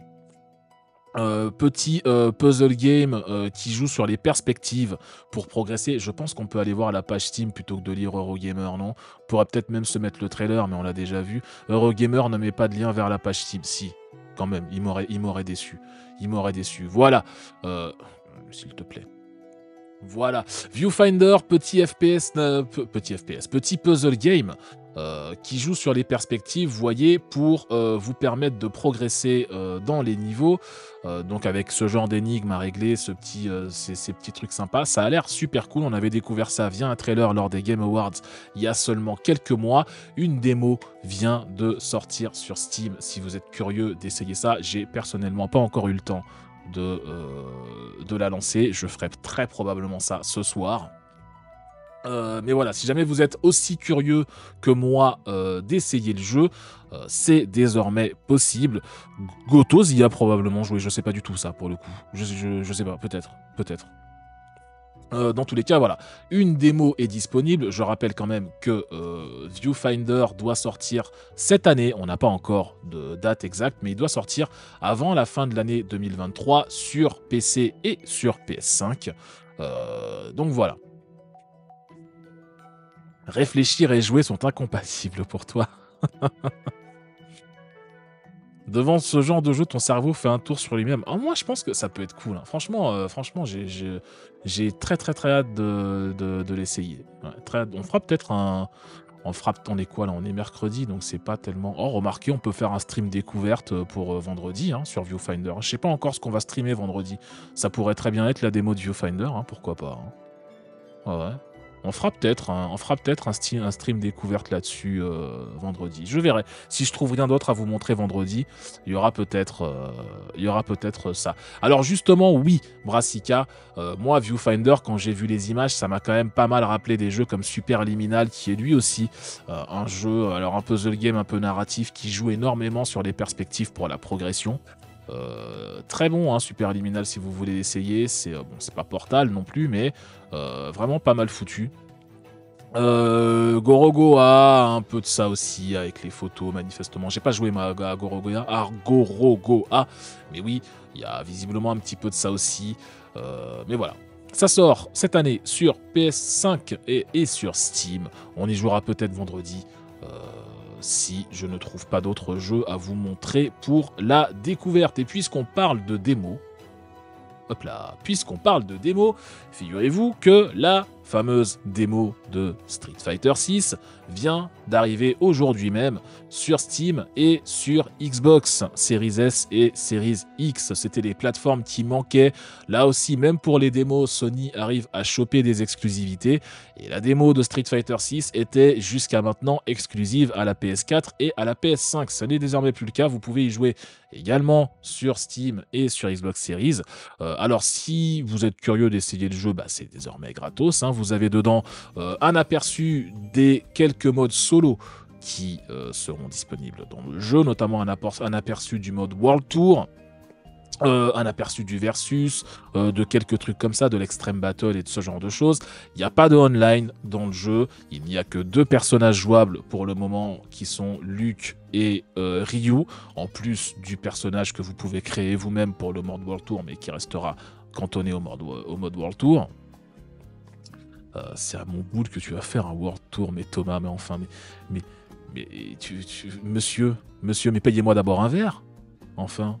Regarde, je bois à ta santé, Thomas.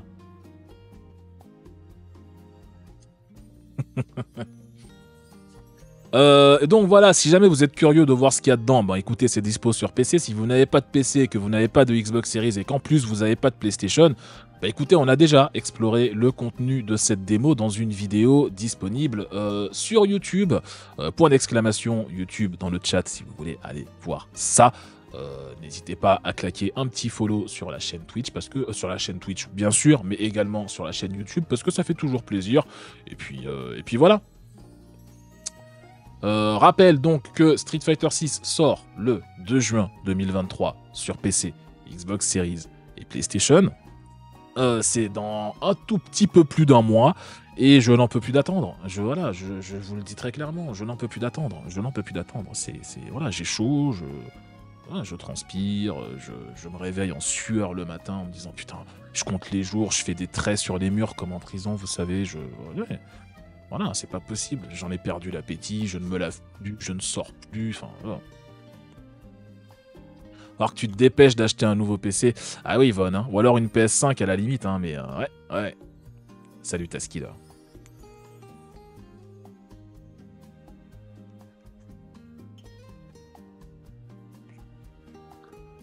Salut Alpha d'ailleurs.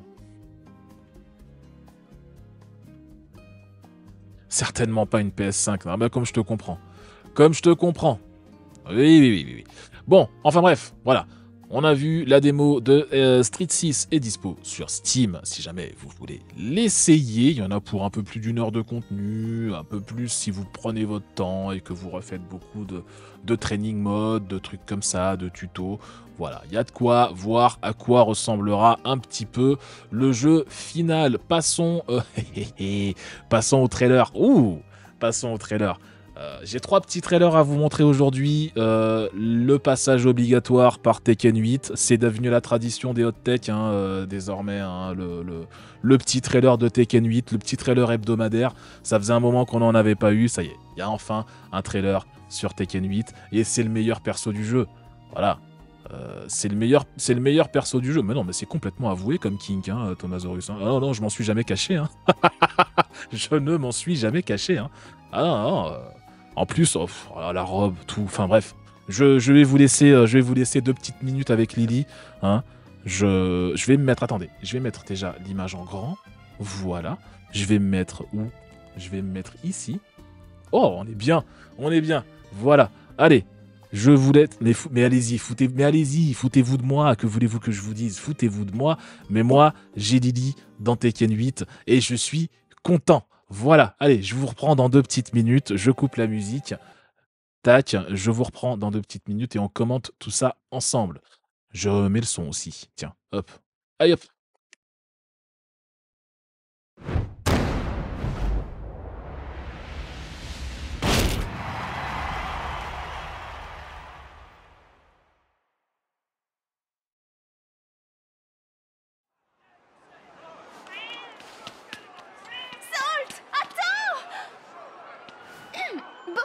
Commençons. Get ready for the next battle. Tekken 8. New Challenger. Sûrement pas que tu peux me battre. Allez. Élégant.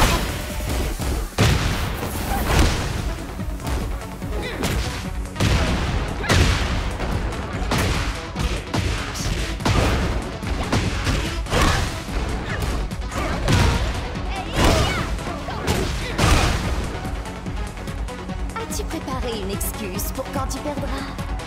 うっさいわ、それはこっちのセリフや。ねえ。かな。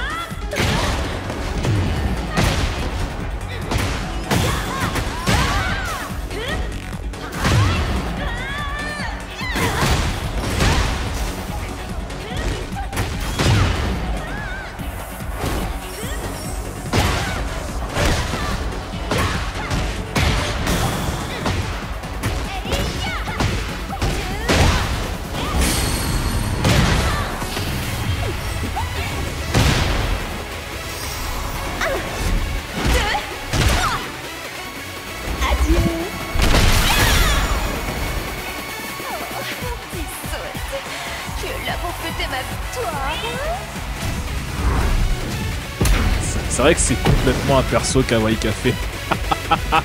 J'avais tellement pas fait le rapprochement chez nous. C'est complètement un perso Kawaii Café, ouais. Exactement. Bon ben voilà, c'était Lily, hein, dans Tekken 8. On est content, on est content. Vous êtes content? Dites-le que vous êtes content. Moi, je suis content. Moi, je suis très content. Voilà. Bon, voilà. Alors, j'ai vu pas mal de commentaires sur le fait qu'elle parlait français. C'est fait exprès. C'est pas parce que le jeu est en VF. C'est parce qu'une des particularités de Tekken, vous avez pu l'entendre probablement dans le trailer, c'est que tous les personnages parlent dans leur langue natale. Et dans le cas de Lily, alors elle n'est pas française, il faut le préciser, elle est monégasque. Précision importante, ce qui explique le costume, le côté aristo, tout ça. Elle aurait très bien pu être du 16e arrondissement, hein, s'il fallait. Mais voilà, donc du coup, bah, Lily parle en français et je suis navré de vous décevoir, on ne pourra pas changer, a priori, hein, on ne pouvait pas dans Tekken 7, on ne pourra pas changer la langue de Lily. Or, bien entendu, mode, il y avait un mode pour Tekken 7, je vous jure que c'est vrai, il y avait un mode dans Tekken 7 qui remplaçait les voix de Lily par les voix de Tekken 6 à l'époque où elle parlait encore anglais. Donc il y a des mecs qui ont littéralement modé Lily dans Tekken 7 pour qu'elle parle anglais. Tellement ça les faisait chier de l'entendre parler français. Et moi, juste pour ça, rien que pour ça, je suis content de jouer le perso parce que du coup, je vais croiser les mecs online et je zappe pas les cinématiques juste pour qu'elles parlent français. Voilà, voilà. Donc oui, je suis insupportable, oui, et j'assume en plus. Donc voilà, bon ben après voilà le perso Lily qui est un perso qui a la particularité d'être très évasif, d'avoir plein de mouvements. En fait, en gros, elle fait de la danse hein, quand elle se bat. Donc beaucoup de mouvements très évasifs, un perso très dur à capter. Et qui bouge beaucoup, qui saute beaucoup partout, ce qui est aussi très énervant pour les gens qui sont en face, hein, de manière générale. Elle a le meilleur Redguard du jeu, très clairement. Voilà, beaucoup de fraude fiscale. Elle est également très très dure à attraper par le fisc, effectivement. Et du coup, question bête, c'est quoi le Kawaii Café? Ah, c'est vrai que c'est une blague de Parisien, ça, pour le coup, il faut l'expliquer. C'est une blague de Parisien. Le Kawaii Café, c'était un bar à Paris qui avait pour thème la culture japonaise. Voilà.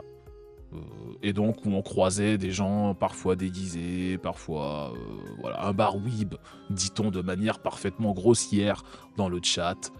Voilà, mais en gros oui, c'était ça. Bar qui a fermé depuis, je crois. Hein, je crois plus qu'ils soient encore ouverts. On croisait tous nos lives, oui, notamment. Aussi appelé le QG de la presse JV, oui, hein, étrange, très étrange.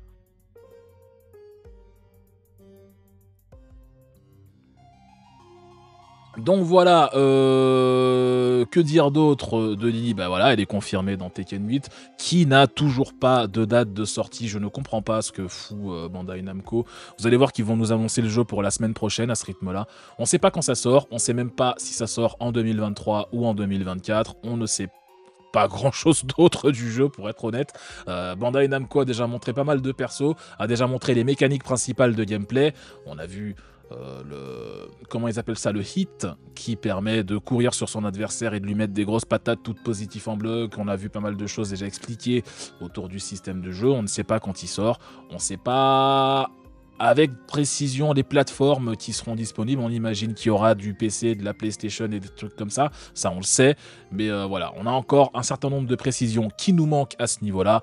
On en reparlera évidemment le moment venu, et je pense que d'ici là, on aura toute une brochette de trailers à se mettre sous la dent, que je vais bien entendu vous imposer, parce que voilà, à un moment donné, hein, que voulez-vous? Allez, trailer suivant, il faut qu'on parle de ceci, il faut qu'on parle de cette chose, il faut qu'on parle de... paf, là on est bien, hein, qu'est-ce que j'avais foutu moi? Si, c'est ça, on est bien là. Trailer suivant, il faut qu'on parle de Unrecord.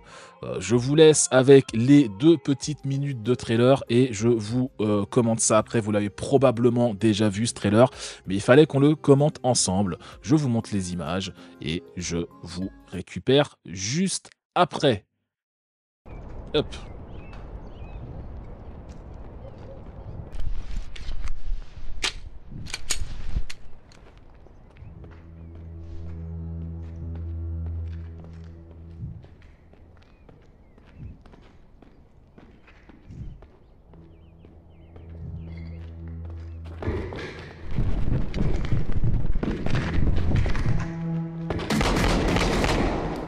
Shots fired! Shots fired!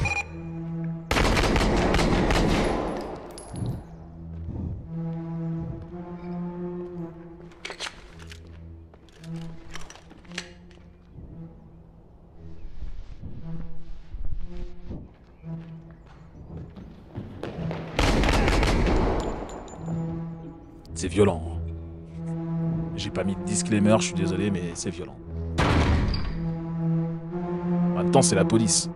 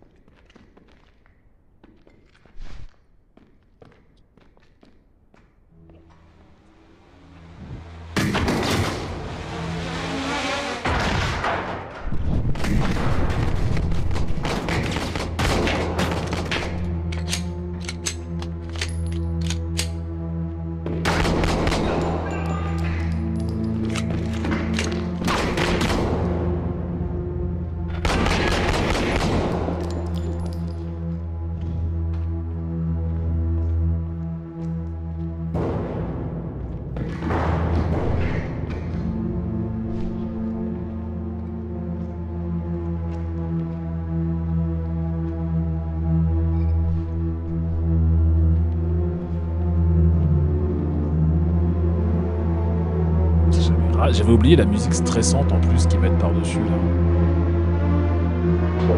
Where the fuck is Oscar? Voilà. Ça s'appelle Unrecord. Ça s'appelle Unrecord, ça vient d'être montré ces derniers jours par le studio Drama, qui est un studio français, figurez-vous. C'est un jeu fabriqué en France. Voilà, c'est un jeu fabriqué en France par des petits Frenchies, dont on ne connaissait pas l'existence avant la sortie de ce trailer il y a tout juste quelques jours. Alors, qu'est-ce qu'on peut en dire? On voit, alors il y a un côté très réaliste hein, qui est voulu dans le jeu, c'est-à-dire que la première fois que la plupart d'entre nous, hein, je pense, avons vu la vidéo, on pensait que c'était des images, des prises de vue réelles, hein, puisque c'est quand même à ça que ça ressemble. C'est clairement ce qui est recherché comme type d'image. Après, le style visuel, alors techniquement, ça, c'est des trucs qui sont pas... Enfin, c'est impressionnant à voir, hein. Ouais, c'est impressionnant à voir techniquement.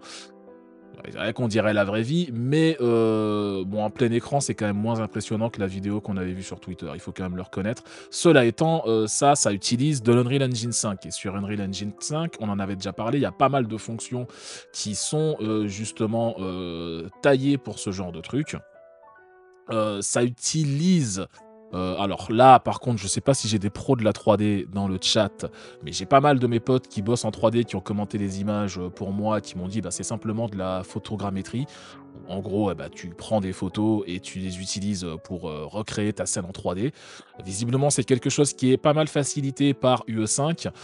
Maintenant, on peut constater qu'il y a pas mal de choses alors, qui, moi, me dérangent au plus haut point dans les images qu'on voit ici, c'est que certes, techniquement, c'est quand même pas mal impressionnant. On dirait hein, vraiment la vraie vie. Enfin, on dirait vraiment une vidéo d'intervention prise avec une GoPro accrochée sur le casque d'un flic. C'est quand même assez impressionnant à ce niveau-là. Mais il y a pas mal de choses qui me dérangent. Vous avez probablement remarqué cet effet de fisheye lens qu'on a tout autour de l'image là, qui donne l'impression que c'est capté à la GoPro avec un grand angle, sauf qu'on n'a pas réellement de grand angle à l'image quand on regarde. Donc on a juste en fait des bords arrondis, mais on n'a pas vraiment l'effet grand angle pour de vrai. On a énormément un abus mais terrible du motion blur qui, enfin je sais pas, c'est quand même connu que les gens aiment pas le motion blur dans les jeux vidéo. C'est pas par hasard, je sais pas pourquoi ils en ont foutu autant. Je sais que ça fait entre guillemets plus réaliste, mais là, il y a trop de motion blur en fait, c'est infernal. Et moi, il y a un truc qui me dérange au plus haut point. C'est les gunfights. Regardez-moi ça. Je suis désolé, mais les gunfights, je les trouve parfaitement illisibles, quoi. Tu tires, tu vois pas sur quoi tu tires, ça tremble partout, t'as la fumée du flingue qui fait que tu vois même pas la cible qui est devant toi. Je sais pas comment tu peux faire des gunfights plaisants avec un système comme ça. Pour moi, ça a l'air injouable. Pas de crosshair, rien du tout. Bah, ça vise le réalisme autant que possible, quoi. Donc, je ne sais pas. Là, je sais même pas comment il l'a touché. Moi, j'aurais tiré toutes mes balles à côté, là. Enfin, je vois pas trop comment. Il y a un autre truc qui me dérange énormément, c'est que le flingue a jamais l'air de pointer à l'endroit, et donc c'est renforcé par le fait qu'il n'y ait pas de mire. Il n'y a pas de mire, il n'y a pas de truc de visée. Le flingue n'a jamais l'air de pointer à l'endroit où le joueur regarde. Moi, ça me pose un énorme problème. J'ai l'impression que c'est un jeu VR qui a été porté sur un écran plat. Je sais pas. C'est moins visible que les véritables GoPro de soldats ukrainiens. C'est ça qui est fort quand même. C'est vrai en plus. C'est vrai. Et du coup, je suis pas... Alors autant je peux saluer la prouesse technique d'utiliser de la photogrammétrie dans UE5 et de faire un jeu qui a vraiment l'air extrêmement réaliste, mais je suis pas pour l'instant convaincu par le gameplay qu'on voit là. Ça a pas l'air d'être un jeu agréable à jouer en fait. C'est ça le truc. C'est pas l'interview qui est agréable à jouer. Alors c'est pas fake. Effectivement, il y a pas mal de gens qui soupçonnaient que les images soient fake parce que c'était tellement réaliste que t'aurais aussi bien pu prendre une vidéo à la GoPro et juste rajouter quelques effets pour qu'on dirait un peu de la 3D et c'est ton jeu. Les développeurs du jeu ont ressorti une autre vidéo qui montre qu'ils se baladent bien dans les décors en mode caméra libre pour montrer que c'est effectivement du temps réel et que c'est bien le jeu. Il n'y a pas de souci, mais c'est pas tellement ça qui m'étonne. C'est bien le jeu, ça, il n'y a pas de problème. Par contre, bah ouais, moi c'est le gameplay qui m'inquiète un peu. Et il y a aussi ce fait que le jeu en arrive à un point où il est tellement réaliste. Que la violence qui est décrite dans le jeu a posé pas mal de problèmes à plusieurs personnes qui ont vu la vidéo en se disant alors certes la violence un peu grand guignolesque de Doom ou de Mortal Kombat on accepte parce que voilà c'est fait pour être too much. Là c'est pas du tout too much, c'est too much dans le mauvais sens du terme, dans le sens où c'est juste trop réaliste et t'as littéralement l'impression de voir une vraie personne se faire flinguer devant toi. C'est renforcé par le fait que tous les visages soient floutés pour faire vraiment vidéo fan footage où tu as en général les visages des victimes sont floutés dans ce genre de vidéo et du coup c'est un niveau de violence un peu trop réaliste parce qu'il n'y a pas de gerbe de sang, hein. Vous voyez pas de gerbe de sang, vous voyez pas ce genre de choses, mais c'est un niveau de violence un poil trop réaliste qui a tendance à mettre les gens mal à l'aise et c'est visiblement une des principales critiques qui sont revenues sur ce trailer. Donc voilà, il faudra voir de quelle manière les développeurs vont réagir par rapport à ça. Ils ont déjà sorti un disclaimer expliquant que leur objectif, c'est pas de glorifier la police ou de forcément faire une déclaration politique sur les interventions policières ou sur l'usage de la violence par la police.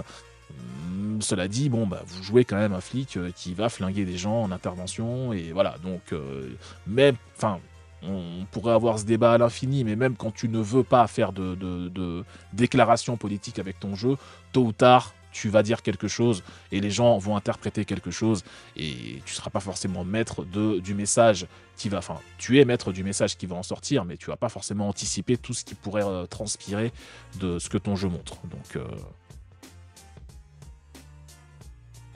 C'est bon en parler cette semaine, il a dit qu'il allait contacter les devs pour faire une interview par l'équipe derrière dans CPC. C'est l'occasion, c'est une équipe française, ils sont en train de se faire découvrir, la vidéo a été un carton énormissime. Si je scrolle un peu là, la vidéo a fait un peu moins de 3 millions de vues en une semaine, c'est énorme. Enfin je veux dire, pour un petit projet comme ça de studio indépendant français, 3 millions de vues pour un premier trailer, c'est énormissime. Donc ouais, le jeu va être extrêmement suivi, donc oui, c'est l'occasion. Très clairement, c'est l'occasion. En tout cas, il a fait sensation pour le coup. Hier soir dans Popcorn, il y avait quelqu'un de la team qui était invité qui a dit qu'ils étaient actuellement 3 sur le projet et qu'au mieux, ils le sortiraient d'ici 3 ans. D'accord, donc ils ont le temps. Ils ont le temps de revoir un petit peu des trucs qui vont pas. J'attends pas grand chose de ce jeu, je vais être honnête. Moi, on verra bien ce que ça va donner. Je vais le suivre par curiosité et surtout parce que le jeu est déjà très populaire, en tout cas très suivi. J'attends pas grand chose du jeu à titre personnel, mais je suis curieux de voir ce qu'ils vont faire pour la lisibilité, pour les gunfights, pour ce motion blur omniprésent qui est extrêmement désagréable, pour l'effet Fisheye Lens. Je comprends ce qu'ils essaient de faire avec, mais ça n'apporte rien. Bref, voilà, il y a pas mal de choses qui mériterait un petit tweaking. Et puis sur cette critique qui va leur être répétée, je pense souvent, de la représentation de la violence. Parce que là, on n'est pas sur Rainbow Six, on n'est pas sur Far Cry, où c'est un peu plus cartoon, on va dire. Là, ça fait très sérieux, quoi.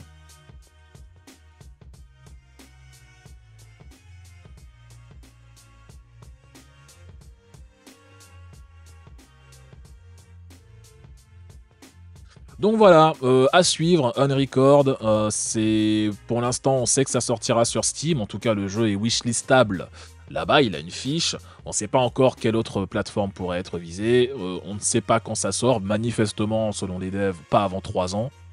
Donc on aura très largement l'occasion d'en reparler. Allez, dernier petit trailer très rapide sur Street 6. Parce que bon, on l'a déjà vu celui-là sur la chaîne. On avait suivi ensemble le showcase de Capcom sur Street Fighter 6 où ceci était déjà montré. On va pas se refaire tout le showcase, il y en a pour une demi-heure. La vidéo est sur YouTube si jamais vous voulez aller voir. On va quand même regarder ceci puisque ça concerne le post-lancement de Street Fighter 6. Ça concerne le post-lancement de Street Fighter 6. Capcom a montré les premiers personnages DLC. On va regarder ça, il y en a pour 40 toutes petites secondes. Et je vous reprends juste après. Mets-toi en grand, s'il te plaît. J'ai dit mets-toi en grand, s'il te plaît. Merci. Et c'est parti.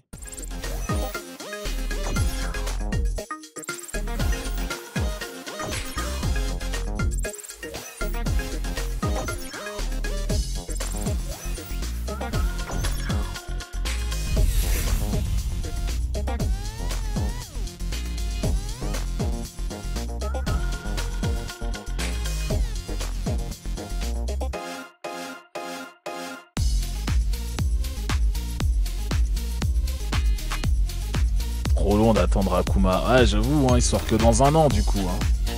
Ouais, il sort que dans un an. Chut, tais-toi, s'il te plaît. Donc voilà, très court trailer de Street 6 pour pas vraiment montrer de gameplay. Une fois n'est pas coutume, mais pour montrer les concept art des 4 personnages DLC qui sortiront après le jeu, logiquement. Donc on les connaissait déjà un peu, comme je le disais, parce que les leaks qui circulent sur Internet depuis déjà plusieurs mois les avaient déjà montrés. À côté des persos, des 18 persos, je crois qu'on connaît déjà. Donc on a 4 persos qui sont annoncés dans ce trailer. On a dans l'ordre, je les retrouve, où est-ce? Oui, voilà, on a dans l'ordre Rachid, que vous connaissez déjà, perso introduit dans Street Fighter V, qui sortira à l'été 2023, ce sera donc juste après la sortie du jeu. Aki, qui semble être Fang, mais en femme, alors on n'en sait pas beaucoup plus pour l'instant, mais qui sortira à l'automne 2023. Ed, également perso introduit dans Street Fighter V, prévu pour l'hiver, et Akuma. Akuma, le fan favorite, le perso des meilleurs, le perso qui va tout déchirer, qui sortira au printemps 2024, donc dans un an. Voilà, donc la patience pour pouvoir jouer le perso pété. Bien sûr, ça sera pas pour tout de suite. Cela étant, effectivement, la remarque a été faite dans le chat, mais Akuma, plus ça va, plus il se transforme en animal, hein, quand même. Hein. Là, plus ça va, moins il a l'air humain, le pauvre. Hein. Il avait déjà commencé sa transformation en lion. Regardez-le là. On dirait une bête sauvage. Ça colle avec le personnage, vous me direz. Hein, mais effectivement, là, Akuma, il est en train de perdre pied, là. Hein. C'est fou, hein. C'est fou. En tout cas, voilà. Ce sont les 4 persos du premier Season Pass de Street Fighter VI, dont on sait désormais qu'il n'aura que 4 personnages.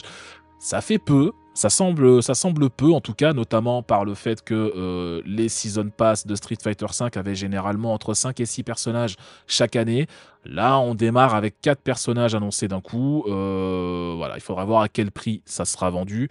Si on continue de nous faire payer 30 balles pour 4 persos, ça va commencer à râler un peu. 30 balles étant la moitié du prix du jeu complet sur PC, ça va commencer à faire beaucoup, quoi. La ville, c'est sa jungle, voilà.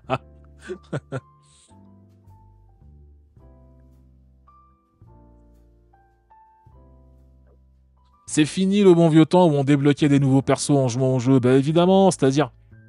Bah ouais, c'est-à-dire ils se sont rendus compte qu'ils pouvaient vous les faire payer. Alors bon, bah ils se sont dit, allez vas-y, copain, 5 balles.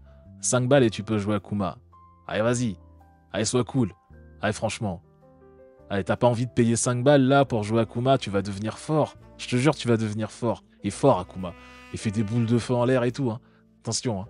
Ah, c'est pas n'importe qui. Hein. Franchement. Hein. 40 secondes de dessin pour une preview 3D. Non, pour l'instant, on n'a rien vu des personnages in-game. Ça viendra probablement après la sortie du jeu. Je pense que le jeu sort le 2 juin, hein, ça on l'a déjà dit tout à l'heure. Le jeu sort le 2 juin sur toutes les plateformes. J'imagine que juste après la sortie du jeu, Capcom va relancer la machine marketing pour dire hey, le jeu qui vient de sortir, là, vous êtes tous attaqués dessus, il y a un premier DLC qui arrive en été, donc probablement en juillet ou en août 2023. Le premier perso sera Rachid. On verra bien d'ici là ce que ça donnera. Et il y aura peut-être une communication un peu plus complète sur les autres persos qui arriveront après. Mais bon, de toute manière, Akuma, c'est que l'an prochain. Donc voilà. Voulez-vous que je vous dise?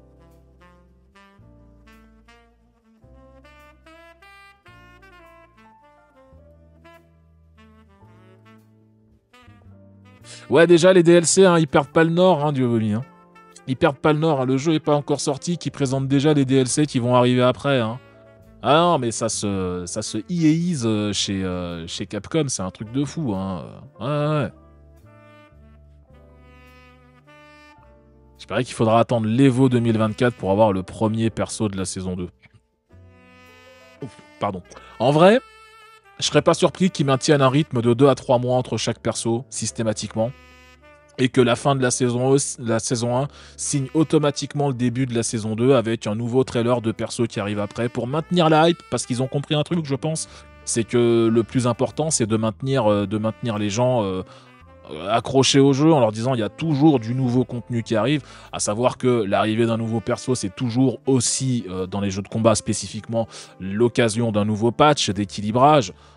Sachant que le jeu va être très joué compétitivement. Je rappelle qu'il y a 1 million de dollars à gagner au CPT de l'an prochain, donc enfin de l'année à venir. Donc effectivement, le jeu va être suivi, je pense, aussi bien par les joueurs et les joueuses que par Capcom. L'occasion de sortir dans 2 ans un super SF6 avec tous les persos DLC. Exactement, mais ça, ils connaissent. Ça, ils vont le faire. On leur fait confiance pour ça. Ils sont champions du monde de ce genre de pratique, hein, Capcom. Ouais. Il va y avoir un pass pour avoir tous les DLC. Normalement, ouais. Normalement, ouais. En général, ça se vend même mieux les Season Pass comme ça que les persos à l'unité, parce que les gens, si les gens savent qu'ils vont au moins passer un minimum de temps sur le jeu et qu'ils veulent avoir l'assurance d'avoir tous les contenus, ils payent directement un Season Pass. Ça fait, je pense, plus de recettes pour Capcom que les persos à l'unité. Donc, il y aura très très probablement un Season Pass qui va regrouper les 4 et tu les auras au fur et à mesure quand ils sortiront.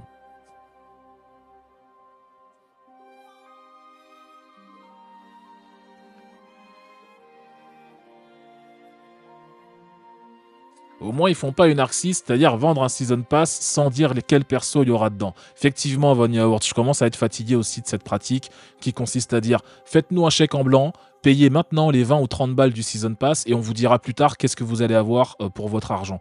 C'est un peu... c'est pas génial comme pratique, je suis d'accord. Ouais. C'est bien au moins de savoir immédiatement à quoi on peut s'attendre en achetant maintenant le Season Pass, ouais.